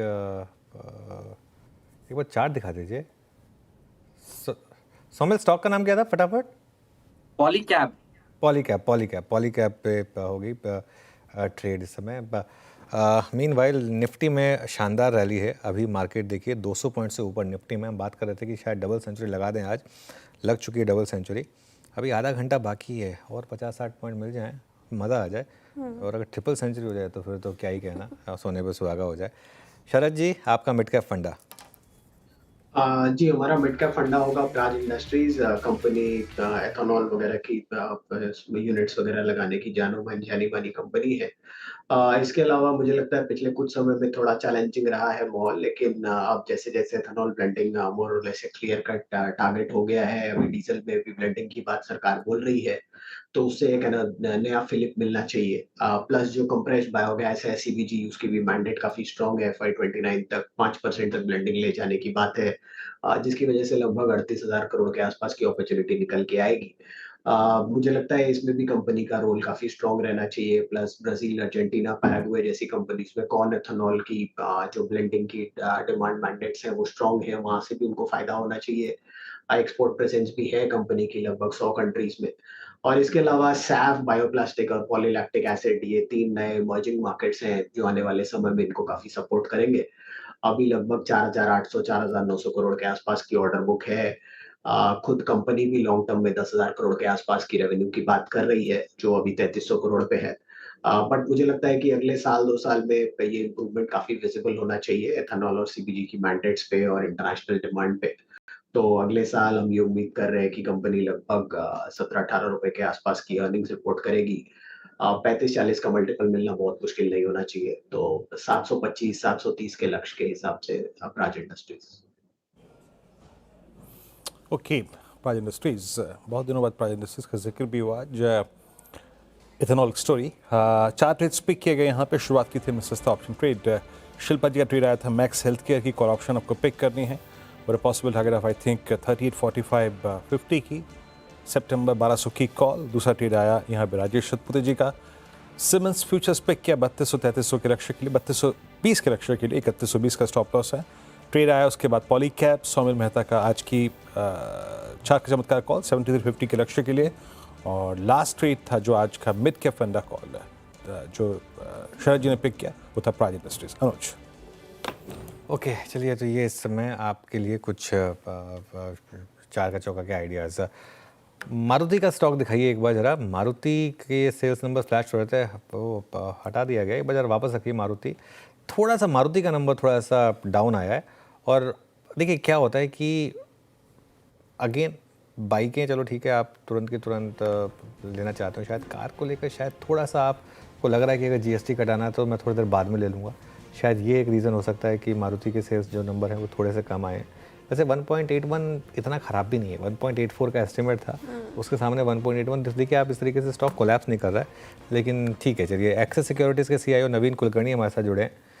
नवीन जी, गुड आफ्टरनून। सबसे पहला सवाल ऑटो पर ही, जो ऑटो सेल्स के आंकड़े आए, क्या एक व्यू दे रहे हैं कि यहाँ से शायद ऑटोज़ मार्केट को लीड कर सकें? जहाँ तक ऑटो सेक्टर का सवाल है, ऑटो सेक्टर में स्पेशली जो 2 व्हीलर सेगमेंट है, इसका सेटअप ओवरऑल पूरे साल के लिए काफी अच्छा ही लग रहा है। मुझे लग रहा है कि ऑटो सेक्टर में नंबर्स 2 व्हीलर सेगमेंट में इस साल YOY ग्रोथ ठीक ठाक दिखेगा। एंड वैल्यूएशन वाइज भी 2 व्हीलर स्टॉक्स बहुत ज़्यादा महंगे नहीं है। उस हिसाब से अगर देखा जाए तो ग्रोथ प्रोस्पेक्ट्स अच्छे हैं। Valuations broadly most of the 2 wheeler stocks except for let's say TVS motor जो थोड़ा महंगा है, लेकिन उसमें ग्रोथ भी बहुत हाई है, तो ओवरऑल वैल्यूएशन सपोर्ट भी है। तो उस हिसाब से मुझे लग रहा है कि 2 व्हीलर स्टॉक्स में रिटर्न्स अच्छे बनने की संभावना है। जहाँ तक पैसेंजर व्हीकल का सवाल है, वहाँ पे जैसे आप बता रहे थे कि GST के कट के हिसाब से लोग थोड़ा वेट कर सकते हैं। ऑब्वियसली मार्केट में काफी सुनने में भी आता है कि लोगों ने अपना बुकिंग वापस लिया है, GST कट के लिए वेट कर रहे हैं। लेकिन ये जो भी है ये पेंट अप डिमांड तो रहेगा और वापस आ भी जाएगा, और मुझे लग रहा है कि जहाँ तक ये फेस्टिवल सीजन होगा, दिवाली दशहरा, मुझे लग रहा है कि अच्छा खासा पिकअप आएगा, और वहाँ पे भी मुझे लग रहा है कि रिटर्न्स अच्छे बनेंगे। और स्पेशली अगर मारुति की बात करें तो मुझे लग रहा है कि मारुति में ओवरऑल इस साल वाई वाई ग्रोथ अच्छा दिखेगा। नए मॉडल्स ऑफ कोर्स उसके ऊपर भी डिपेंड करता है, लेकिन ओवरऑल मुझे लग रहा है कि मारुति इस साल काफी अच्छा रिटर्न्स दे सकता है। ओके, तो ये कुछ स्टॉक्स जो आपके रडार पे रखने चाहिए आपको।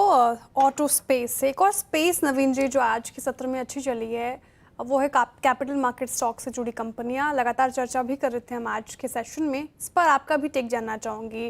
एक्सिस सिक्योरिटीज़ कैसे अप्रोच कर रहे हो स्पेस को अब फिलहाल? कैपिटल मार्केट स्टॉक्स का सवाल है, यहाँ पे काफी मल्टीपल सेगमेंट्स है।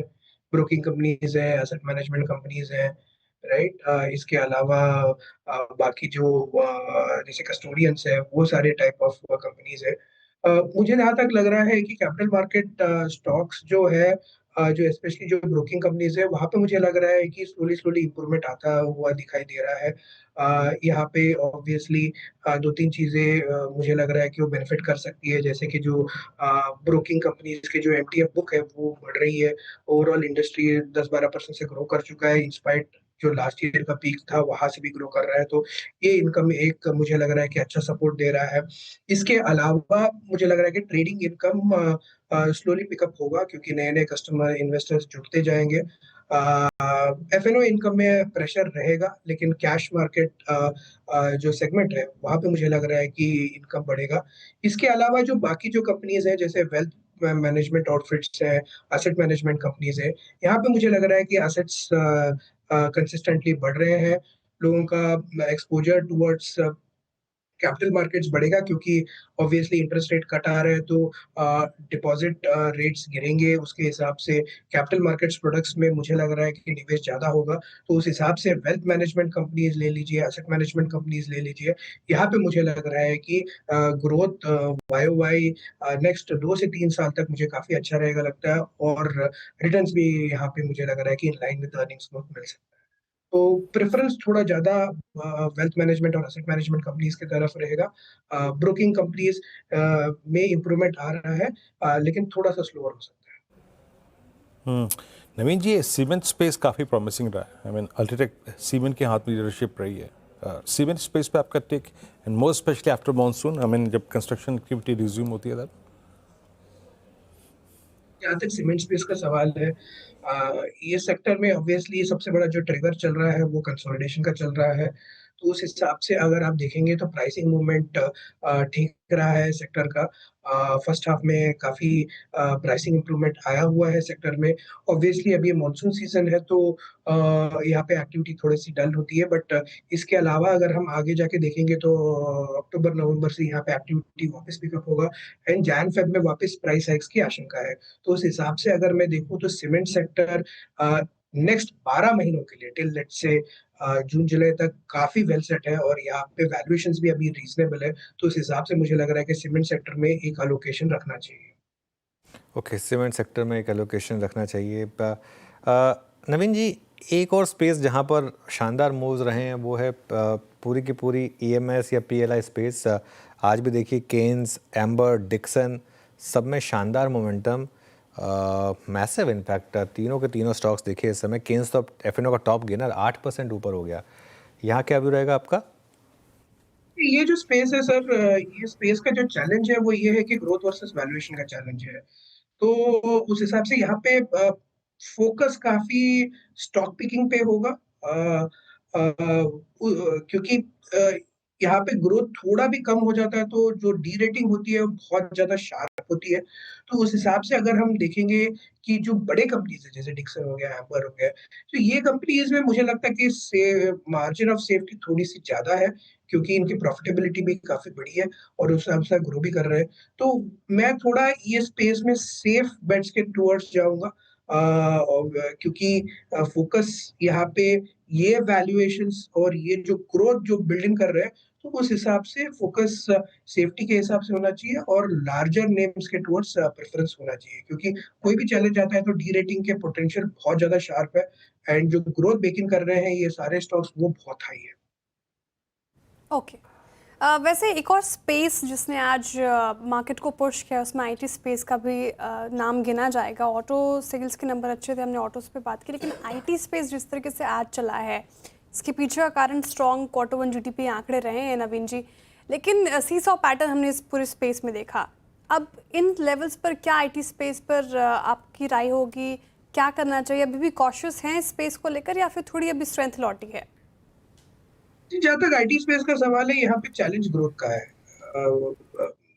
वैल्यूएशन वाइज बहुत महंगा स्पेस नहीं है, हम ये भी बोल सकते हैं कि यहाँ से डाउनसाइड पोटेंशियल बहुत ज्यादा नहीं है, तो उस हिसाब से सेफ्टी मार्जिन है सेक्टर में क्लियरली, क्योंकि यहाँ पे स्टॉक्स काफी बड़े हैं, लिक्विडिटी के कोई चैलेंजेस नहीं है, कॉर्पोरेट गवर्नेंस इश्यूज ज्यादा करके होते नहीं है सब कंपनीज में, एंड ये कंपनीज खुद का स्टॉक भी बाय बैक करते रहते हैं, तो वो चैलेंजेस नहीं है। लेकिन चैलेंज यही रहा है कि ग्रोथ रेट काफी लो है, लेकिन अभी ये भी हो रहा है कि ऑब्वियसली रूपी डिप्रिशिएट हुआ है, तो वो एक सपोर्ट मिल रहा है सेक्टर को, तो उस हिसाब से लोग यहाँ पे थोड़ा सा एलोकेशन करते हैं।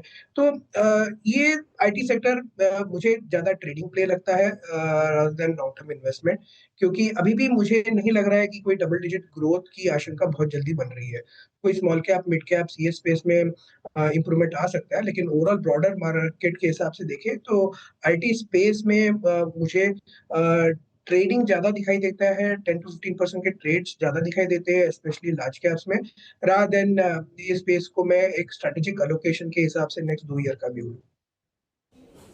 अच्छा नवीन जी, आखिरी प्रश्न मोस्ट प्रोबेबली आपसे, ये रियल एस्टेट में आप लोगों ने कुछ पिक किया या फिर झुकाव आपका रियल एस्टेट एंसिलरी या फिर एचएफसीज की तरफ है थोड़ा सा? रियल एस्टेट स्पेस में ऑब्वियसली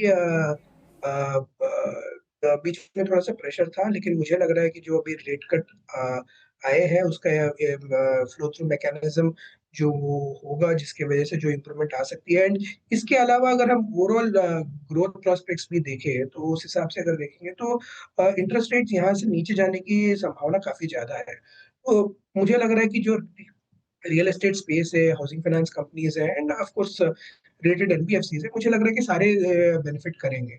तो ये स्पेस में मुझे लग रहा है कि एलोकेशन करना चाहिए। वैल्यूएशन जो बीच में वापस काफी बढ़ गए थे वहां से करेक्ट हो गए हैं, तो इस हिसाब से मुझे लग रहा है कि ये वैल्यूएशन थोड़े से रीजनेबल है। यहाँ पे अगर हम थोड़ा सा एलोकेशन करेंगे तो मुझे लग रहा है कि यहाँ से एब्सोल्यूट रिटर्न्स बनने की संभावना काफी ज्यादा है। और जहाँ तक कमेंट्री ऑफ मैनेजमेंट है वो भी मुझे लग रहा है कि थोड़ी पॉजिटिव हुई है, तो ये सीजन अच्छा जा सकता है, फेस्टिव सीजन रियल एस्टेट के लिए भी, और उस हिसाब से यहाँ पे एलोकेशन में मुझे लग रहा है कि एब्सोल्यूट रिटर्न बनने की संभावना काफी ज्यादा है। चलिए नवीन जी, बहुत बहुत शुक्रिया आप इस कार्यक्रम में शामिल हुए, सभी सेक्टर्स पर अपनी राय रखी आपने, बहुत बहुत शुक्रिया। निफ्टी को लेके आइएगा एग्जैक्टली 24,631। अनुज, ये प्राइस एग्जैक्टली वही प्राइस है जिसको हमने गुरुवार के दिन तोड़ा था 100 डे में जब हम बात कर भी रहे थे, एग्जैक्टली वही प्राइस। इस प्राइस पे व्यू क्या करें कल के लिए? देखिए वीरू, मैं सच बताऊं तो मेरा मन है ये कहने का कि कैरी करिए पोजीशन। देखिए पहली बात तो क्लोज बहुत अच्छी है, 24,600 के ऊपर की हमें क्लोज चाहिए थी, 24,600 के ऊपर की हमें क्लोज मिल रही है, तो उस हिसाब से क्लोज अच्छी है। तो ये एक आपके लिए पॉजिटिव है। लेकिन दिक्कत पता है कहाँ पर आएगी? हालांकि एक और चीज़ आपके फेवर में, आज रात को यूएस मार्केट ट्रेड नहीं कर रहा है, तो कल सुबह आपको कोई ऐसा कोई बहुत बड़ा शॉकर नहीं मिलने वाला है यूएस मार्केट की तरफ से। लेकिन एक चीज़ जो है ना वो ये है कि एक हमारे भाई साहब है ना, वो डोनाल्ड ट्रंप, उनका कोई भरोसा नहीं है। वो अभी एससीओ समिट में पुतिन, जिनपिंग और मोदी जी की जो ये सब बैठकें हुई और जो फोटोज़ आई हैं, जो वीडियोज़ आई हैं, जो कैमरेडरी है, जो केमिस्ट्री है, उसको लेकर अगर वो कुछ बोल दें, क्योंकि वो तीनों की अगेंस्ट रहे हैं हम, और अगर वो उनको लग रहा है कि हम तीनों ही एक साथ आ रहे हैं, तो अगर उन्होंने कुछ बोल दिया ट्रूथ सोशल पर तो सुबह फिर कुछ ना कुछ अगर एक गैप डाउन मिल जाए तो ये एक रिस्क रहेगा। इसके लिए कल सुबह एक फ्रेश व्यू लेंगे, भले ही थोड़ा सा ऊपर आपको लेना पड़े।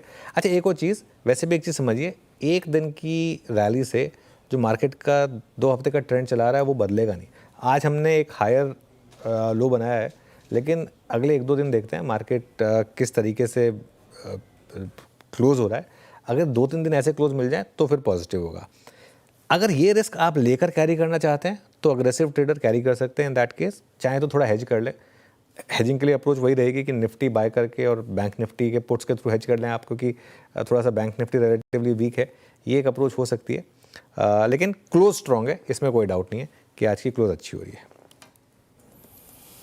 क्लोज अच्छा है, लेकिन थोड़ा सा अगर आप देखें डाउट्स है सर्कमस्टेंसेस का, तो माइट भी अगर आप प्लीज़ यहाँ अगर आपने लॉन्ग किया तो बुक भी कर सकते हैं, कल एक आके फ्रेश भी लेंगे। हालांकि आज यूएस मार्केट शट है तो शायद वो आपको वो रिस्क नहीं है।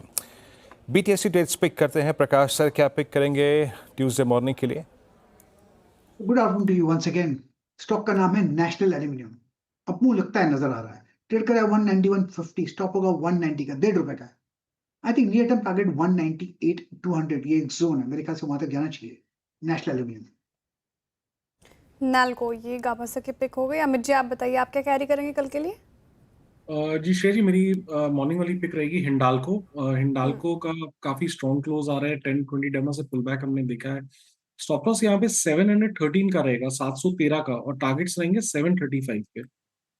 ओके, चलिए तो हिंडाल्को और नाल्को दोनों हो गए पिक इस समय। शिल्पा जी आप क्या कैरी कर रही हैं?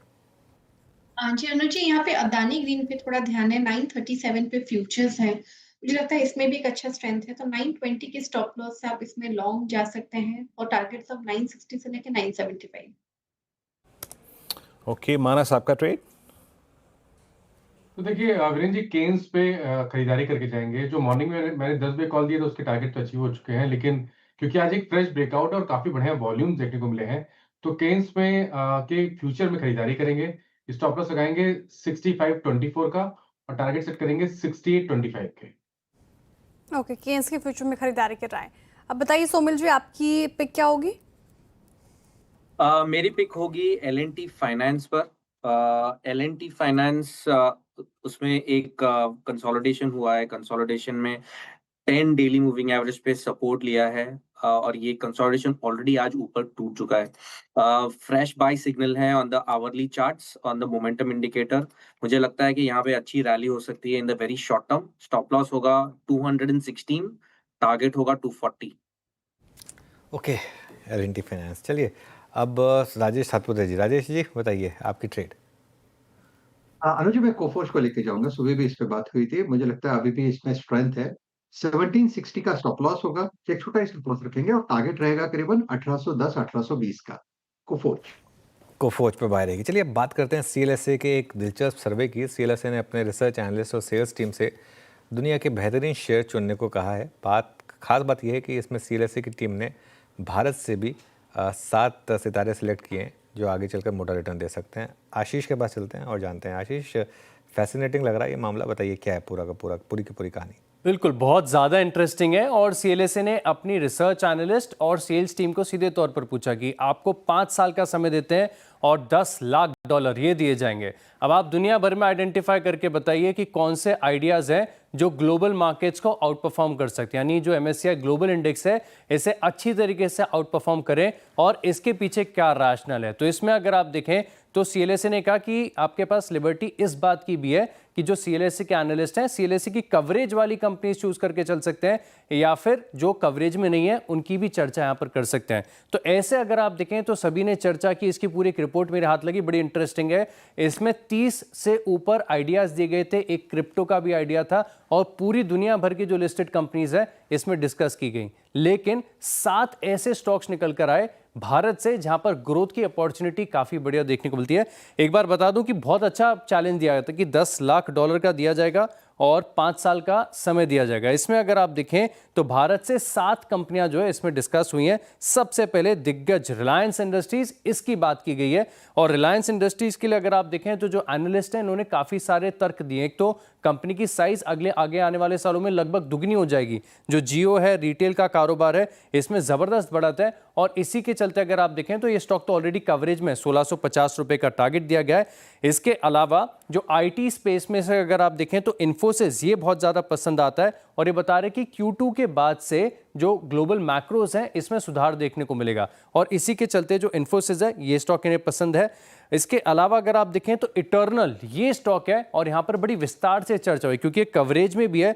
बताया जा रहा है कि क्विक कॉमर्स में जबरदस्त बढ़त यहाँ पर आपको देखने को मिल सकती है और अगले जो 5 साल है बड़ी ग्रोथ के यहाँ पर देखने को मिलेंगे और जो टोटल एड्रेसेबल मार्केट साइज है इसमें जबरदस्त बढ़त देखने को मिली। तो 1 साल का जो टारगेट दिया गया है वो 385 रुपए का है, लेकिन 5 साल ये टारगेट 1 साल का दिया जाता है, जो 5 साल के विजन की चर्चा यहाँ पर की जा रही है। आयन एक्सचेंज ये स्टॉक कवरेज में नहीं है, लेकिन एनालिस्ट ने बताया कि वाटर ट्रीटमेंट है, केमिकल्स हैं, ईपीसी है, इसमें बड़ी ग्रोथ की उम्मीद यहाँ पर बताई जा रही है। तो माना जा रहा है कि ये भी स्टॉक आगे जाके अच्छा कर सकता है। डी-मार्ट क्योंकि पूरे अगर आप देखें तो जो रिटेल स्पेस है इसमें बहुत ज़्यादा प्रॉफिटेबल कंपनी है, तो भारत की सबसे मुनाफे वाली रिटेल कंपनी है और 1 साल का इसका टारगेट है 6,408 रुपये का। कोफोर्ज ये भी कवरेज में नहीं है, लेकिन बहुत ही diversified IT software consulting type की कंपनी है, तो यहाँ पर भी फोकस बना रहा है। फीम इंडस्ट्रीज कवरेज नहीं है, लेकिन शेयर अगर आप देखें तो ऑटोमोटिव, लाइटिंग, सिग्नलिंग, इक्विपमेंट्स और रेयर व्यू मिरर बनाने के कारोबार है। अब तक अगर आप देखें तो वेल्थ क्रिएशन का ट्रैक रिकॉर्ड फीम इंडस्ट्रीज ने दिखाया, तो जो कवरेज में नहीं है इसकी भी चर्चा यहाँ पर हुई है। और पावर ग्रिड यहाँ पर भी आप नजर रख के चल सकते हैं क्योंकि इनके एनालिस्ट ये बता रहे हैं कि सेक्टर में अभी एक सुपर साइकिल की शुरुआत हो रही है और 2040 तक दुनिया भर के जितने ग्रिड नेटवर्क है इन्हें बदलने की जरूरत होगी। और भारत भी अगर आप देखें तो जिस प्रकार से लगातार डेटा सेंटर्स हैं, एआई है, इसमें एक लीप ऑफ ग्रोथ दिखा रहा है, तो इसका बड़ा बेनिफिट और सीधा बेनिफिट पावर ग्रिड में देखने को मिल सकता है। एक बार बता दूं कि जो स्टॉक्स यहां पर डिस्कस किए गए हैं सभी ट्रेडिंग आइडियाज नहीं है, इन्वेस्टमेंट आइडियाज नहीं है, कुछ इनकी कवरेज में और कुछ के ऊपर सिर्फ डिस्कशन हुआ है और एक इंटरेस्टिंग रिपोर्ट हमारे हाथ लगी है। ओके, शुक्रिया आशीष तमाम जानकारी के लिए। तो इंटरेस्टिंग रिपोर्ट सीएलएसए की आपके सामने भी रखी और 7 सितारे सुझाए गए सीएलएसए की तरफ से। हालांकि रिलायंस का जिक्र हुआ है, तो एक बार डिस्क्लेमर आपके स्क्रीन पर, रिलायंस हमारी पेरेंट कंपनी है, तो कोई भी खरीद फरोख्त आपको करनी हो तो अपने पर्सनल एडवाइजर की सलाह के साथ ही ऐसा करें। हालांकि एक स्टॉक डीमार्ट बताया आशीष ने जो सीएलएसए के रडार पर, एक बार ये एवेन्यू सुपरमार्ट रखते हैं आपके स्क्रीन पर। अच्छी तेज़ी और पूरे रिटेल स्पेस में अगर आप देखें तो ये अच्छा परफॉर्म कर रही है, लेकिन हालांकि आज मार्केट में तेज़ी के बावजूद थोड़ी गिरावट हमें देखने को मिली। इस पर एक चार्ट चेक लेना चाहूँगी मानस जी आपसे। एवेन्यू सुपरमार्ट देखिए मूड मॉल ठीक था, लेकिन थोड़ी सी गिरावट ब्रोकरेज का रडार पर ये पर्टिकुलर काउंटर है, हालांकि पिछले कुछ सत्रों में अच्छा रिटर्न भी दिया है। इन लेवल्स पर क्या राय होगी? देखिए, व्यू तो बहुत पॉजिटिव है क्योंकि पिछले मंथली स्टॉक ने एक फ्रेश ब्रेकआउट मंथली चार्ट पे दिया, उसके बाद 5-6 दिनों से हम कंसोलिडेशन देख रहे हैं। मेरा समझना है कि कंसोलिडेशन एक बढ़िया बाइंग अपॉर्चुनिटी है। टाइम फ्रेम बड़ा रखें, 45-50 का स्टॉप लॉस लगा लें। मेरा समझना है कि जो ब्रेकआउट हमने मंथली चार्ट पे देखा है उसके टारगेट करीब 5200 5200 रुपए के आसपास के आते हैं। एवेन्यू सुपरमार्ट थोड़ा सा आज यहाँ पर मूड बिगड़ा। मार्केट की क्लोज काफ़ी शानदार हो रही है वैसे। मिड कैप देखिए अब 1100 पॉइंट ऊपर हो गया है, 11 का शगुन है यहाँ पर। अच्छे मूव यहाँ पर पीएसयू बैंकों में अच्छे मोमेंटम आए आखिरी कुछ मिनटों में। मैंने शुरुआत में इंडियन बैंक की बात की थी, एक बार कैनरा बैंक देखिए। राजेश सतपुते जी, पीएसयू बैंक्स देखिए, कोई स्टॉक पसंद आ रहा है आपको यहाँ पर? अनुज जी, मुझे कैनरा बैंक का जो आपने जिक्र किया, मैं वो जस्ट चेकिंग दैट क्योंकि एग्जैक्टली अपने 200 EMA को हिट करने के बाद ये रिवर्सल बना रहा है। तो ये एक रिवर्सल ट्रेड है जिसका टारगेट आएगा करीबन 108 से लेके 110 का। तो जब बीटीएसटी भी किसी को लेके जाना है तो 104 का स्टॉप लॉस होगा कैनरा बैंक। आई थिंक यहाँ से एक अच्छी रिलीफ रैली मिलेगी। ओवरऑल मुझे लगता है पीएसयू कंप्लीटली ओवरसोल्ड टेरिटरी में है। ये कैनरा बैंक की बात होगी। एक काम करते हैं, वीरू के पास चलते हैं, आज की मार्केट ब्रेथ। और वीरू, आज तो बनता है मार्केट ब्रेथ डिस्कस करना। बिल्कुल, देखिए आपका दिल खुश हो जाएगा आज मार्केट ब्रेथ देखने के बाद। लॉन्ग 160 मेरे ख्याल से बीते अगस्त के बाद सबसे स्ट्रॉन्ग लॉन्ग की फिगर है 42। अगर आप इसमें जोड़ दें तो नेट फिगर 202 की, दैट्स गुड। शॉर्ट 11 में और 0 में लॉन्ग अनवाइंड नहीं, यानी आज किसी ने प्रॉफिट बुक नहीं किया, जो है पड़े रहने दो, और दैट्स गुड। बहुत दिनों बाद ये अच्छी फिगर्स। और हम एक क्लोज दे रहे हैं ऑलमोस्ट 100 EMA के प्राइस पर। केन्स टेक्नोलॉजी और ट्यूब इन्वेस्टमेंट्स, डिक्सन आज वाइट गुड सेगमेंट में गजब की तेजी थी जनाब। एम्बर एंटरप्राइजेस, मन्नपुरम फाइनेंस सुबह सुबह गोल्ड के टिक्स ने 1,04,900 ने इसका दिन बना दिया। शॉर्ट कवरिंग आरवीएनएल में बीएससी पूरी की पूरी कैपिटल मार्केट थीम में अच्छी शॉर्ट कवरिंग थी आज, जिसने गुरुवार को और शुक्रवार को सबसे गंभीर शॉर्ट देखा था। खुद को केपीआईटी टेक्नोलॉजीज, ये मिड कैप आईटी में आज शॉर्ट कवरिंग अच्छी। अगली स्लाइड आएगी शॉर्ट की। सन फार्मा, आईटीसी आज भी सिंक हुआ। एचयूएल आज दिन डिफेंसिव्स में इस ब्रांच का नहीं था, यकीनन नहीं था, जो कि शुक्रवार को बहुत स्ट्रॉन्ग थी। दिवीज लैब और विंडो फार्मा। तो आज फार्मा, आज लार्ज कैप एफएमसीजी बैकफुट पे थे। एंड थैंक्स, आज लॉन्ग अनवाइंडिंग अनुज किसी में नहीं थी। एक स्टॉक पे जाते जाते राय जरूर लेना चाहूँगा। Look at Voltas. मतलब इस सीज़न की सबसे ठंडी हवा जो थी वोल्टास को आज लगी। आज पहली बार CY25 में, फ्रेंकली स्पीकिंग CY25 में पहली बार ये स्टॉक 200 डेमा के ऊपर बंद हुआ। मानस कैसी लग रही है ये क्लोजिंग?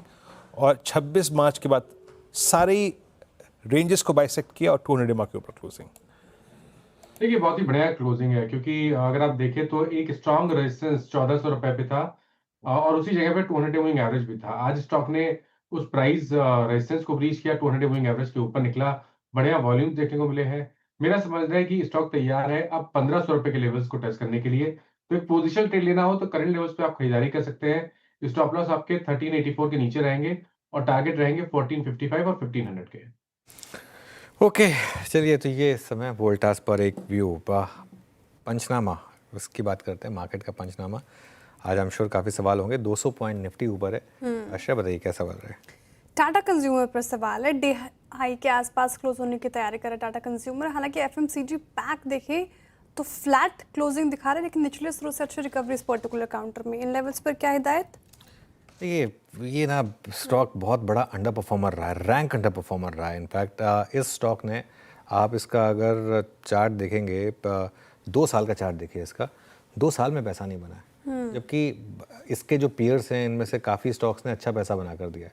तो ये मतलब मैं थोड़ा सा, अब देखिए इसमें भी जो 2 साल का व्यू आ रहा है उसमें भी 840 से एक बार 1200 गया था, लेकिन उसके बाद बस 1200 से आई थिंक ये स्टॉक फ्लैट रहा है। कोई इसने रिटर्न नहीं जनरेट करें। मेरे ख्याल से इतना समय नहीं देना चाहिए। बेटर काउंटर बेटर, हाँ ये देखिए 12 महीने का भी चार्ट देख लीजिए, तो थोड़ा सा मुझे जमा नहीं है मामला। ठीक है, कोई बेटर काउंटर आप एफएमसीजी पैक से चुन सकते हैं। दूसरा सवाल कोफोर्ज, जो सीएलएसए के रडार पर भी है और आईटी स्पेस में अच्छी खासी तेजी, पिछले 6 महीने में 20% से ज़्यादा का रिटर्न। देखिए कोफोर्ज में ना, अगर आप नोटिस करेंगे, और ये आई थिंक वीरू ने पॉइंट आउट भी किया था पहले, आईटी में तो खैर आज रैली हुई है। कोफोर्ज आईटी के गिरावट को थोड़ा डिफाई कर रहा था।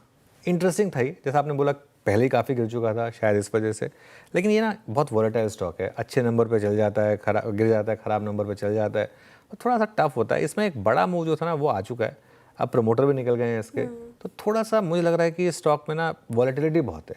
अगर आप वॉलेटिलिटी झेल सकते हो तो अलग बात है। हाँ, इनके जो सीईओ वो काफ़ी स्ट्रॉन्ग है, मार्केट को पसंद है, लेकिन पता नहीं, मतलब मिक्स फीलिंग है मेरी कोफोर्ज को लेकर मिक्स फीलिंग। चलिए बाकी के क्वेश्चंस 3:35 पर CNBC आवाज़ के सभी सोशल मीडिया प्लेटफॉर्म्स पर हम एड्रेस करेंगे। एक्स, इंस्टाग्राम, यूट्यूब, फेसबुक पर जहां मौका मिले आप जुड़िए और अपने सवाल पूछिए। क्लोजिंग की तरफ बढ़ रहे हैं और क्लोजिंग अच्छी हो रही है। कुछ और काउंटर्स जिसमें अच्छी खासी तेज़ी जाते वक्त हमें देखने को मिल रही है। टाटा कंज्यूमर डेज हाई पर क्लोज होने की तैयारी। एक्सिस बैंक आया हुआ। ONGC, NTPC, oil and power space में भी आज अच्छी रैली थी, तो यहाँ पे भी निचले स्रोत से ठीक ठाक रिकवरी। और देखिए डेज हाई के आसपास ये स्टॉक क्लोज होता हुआ नजर आएगा। अडानी एंटरप्राइजेस में भी अच्छी खासी तेज़ी है। इसके अलावा बजाज फिनसर्व और ऑटो स्पेस में से आयशर मोटर्स जैसे स्टॉक्स तो थे ही। क्योंकि एक बार टाटा कंज्यूमर हमने डिस्कस किया, नेस्ले इंडिया का भी चार्ट रखेंगे स्क्रीन पर। नेस्ले इंडिया एफएमसीजी पैक आज फ्लैट रहा है, जबकि मार्केट में अच्छी खासी तेज़ी थी, लेकिन कुछ चुनिंदा स्टॉक्स जैसे कि नेस्ले इंडिया भी अच्छी तेज़ी। एक आखिरी प्रोबेबली चार्ट चेक आज का सेशन का। सोमिल जी आप देख लीजिए नेस्ले इंडिया का चार्ट, डेज हाई पर क्लोज होने की तैयारी। आप यहाँ पर क्या करना चाहिए, जिनके पास है वो होल्ड रखें? एब्सोल्युटली, नेस्ले इस समय बहुत ही अच्छा लग रहा है। आज 200 डेली एक्सपोनेंशियल मूविंग एवरेज के ऊपर क्लोजिंग दे रहा है। लास्ट 2 हफ्तों से कंसोलिडेशन चल रहा था, मुझे लगता है ये कंसोलिडेशन ऊपर की तरफ टूटेगा। जो कंसोलिडेशन या करेक्शन होना था मुझे लगता है वो कंप्लीट है। जो प्रीवियस स्विंग लोज बनाए 1080 के आसपास, वो एक मल्टीपल सपोर्ट जोन है और मुझे नहीं लगता कि उसके नीचे जाएगा। तो एक पोजिशनल व्यू अगर ले तो 1250 और 1300 के तक ये स्टॉक जा सकता है। जी हाँ, चलिए अभी काम करते हैं, नेस्ले के बाद चलते हैं अनुज के पास बड़ी वॉल पे। अव्वल दर्जे के साथ 1 सितंबर की ये क्लोजिंग अनुज है। बिल्कुल शानदार क्लोजिंग वीरू, 24,600 के ऊपर बंद हो रहे हैं हम, ऑलमोस्ट डे हाई पर बंद हुए। और मेरे लिए सबसे अच्छी चीज़ थी जो आपने ब्रेथ में मेंशन किया था, आज सेलिंग नहीं थी मिड कैप में बिल्कुल भी। पूरे दिन मार्केट में मिड कैप इंडेक्स देखिए आप 2% के गेंस के साथ बंद हो रहा है। चलिए वॉल पर चलते हैं, 200 पॉइंट के गेंस निफ्टी में 24,620 पर। निफ्टी बैंक निफ्टी से कम चला लेकिन फिर भी चला 340 पॉइंट ऊपर 54,000 की दहलीज पर आकर। और आज का स्टार था निफ्टी आईटी, बड़े इंडेक्स में निफ्टी आईटी जो आज 1.5% ऊपर था। मिड कैप 2% ऊपर और स्मॉल कैप आएगा आपकी स्क्रीन पर, वो भी करीब करीब 0.25% ऊपर। एडवांस डिक्लाइन आपकी स्क्रीन पर 2000 बढ़ने वाले शेयर, 800 गिरने वाले शेयर। देखिए जो सबसे बड़े इंडेक्स हैं उसमें मैंने कहा निफ्टी आईटी स्टार था, लेकिन अगर आप ओवरऑल हीट मैप देखेंगे आज का वन एंड ओनली अगर आप सबसे पसंदीदा एक सबसे शानदार इंडेक्स पिक करेंगे वो होगा ऑटो इंडेक्स। ये देखिए 0.3% की रैली के साथ आज ऑटो इंडेक्स, ये न्यूज़ का इम्पैक्ट, ये ऑटो सेल्स का इम्पैक्ट। कैपिटल मार्केट एक और प्ले था जहां अच्छे मूव्स रहे, 3.5% ये इंडेक्स ऊपर था। Capital goods 2%, oil and gas 1.5%, IT discuss कर चुके हैं, पीएसयू बैंक 1%, सिर्फ एफएमसीजी थोड़ा कम चला, फार्मा थोड़ा सा फ्लैट रहा, रियल्टी में 1% के मूव रहे और मेटल्स ये करीब करीब 1.5% ऊपर था। फटाफट निफ्टी का हीट मैप देख लेते हैं। सबसे ऊपर आपको ऑटो नाम दिखाई देंगे, बजाज, महिंद्रा, टाटा, आयशर, हीरो, पाँचों के पाँचों Nifty auto components. Trent, eternal, ONGC, Hindalco, Infosys, Asian paints, IndusInd bank, ये कुछ और स्टॉक्स है जहाँ तेज़ी थी। सन फार्मा, आईटीसी, हिंदुस्तान यूनिलीवर थोड़ी सी प्रॉफिट बुकिंग आज डिफेंसिव स्टॉक्स में, क्योंकि आज मार्केट का मूड अग्रेसिव था। कुल मिलाकर शानदार क्लोज मार्केट की। जी हाँ, और कल थोड़ा थोड़ा कुछ ना कुछ बदला होगा। कल फिर एक्सपायरी का डे होगा, लेकिन इस बार बीएससी नहीं अनुज, एनएससी की 25 साल के बाद एनएससी की एक्सपायरी ट्यूसडे को होगी। बिल्कुल हाँ। जी हाँ, मंगलवार को एक्सपायरी। फिर ये पैनल करेगा आपसे मुलाकात सुबह सुबह मॉर्निंग कॉल मुनाफे की तैयारी में। और अपना कोई प्रश्न हो तो ज़रूर पूछिएगा। मेरे ख्याल से आज जो भी आपका प्रश्न होगा उसका अंदाज़ पूछने का खुशनुमा होगा, तो ज़रूर पूछिएगा। मार्केट का पंचनामा में छोटे से ब्रेक के बाद और CNBC आवाज़ के सभी सोशल मीडिया प्लेटफॉर्म्स पर। नमस्कार।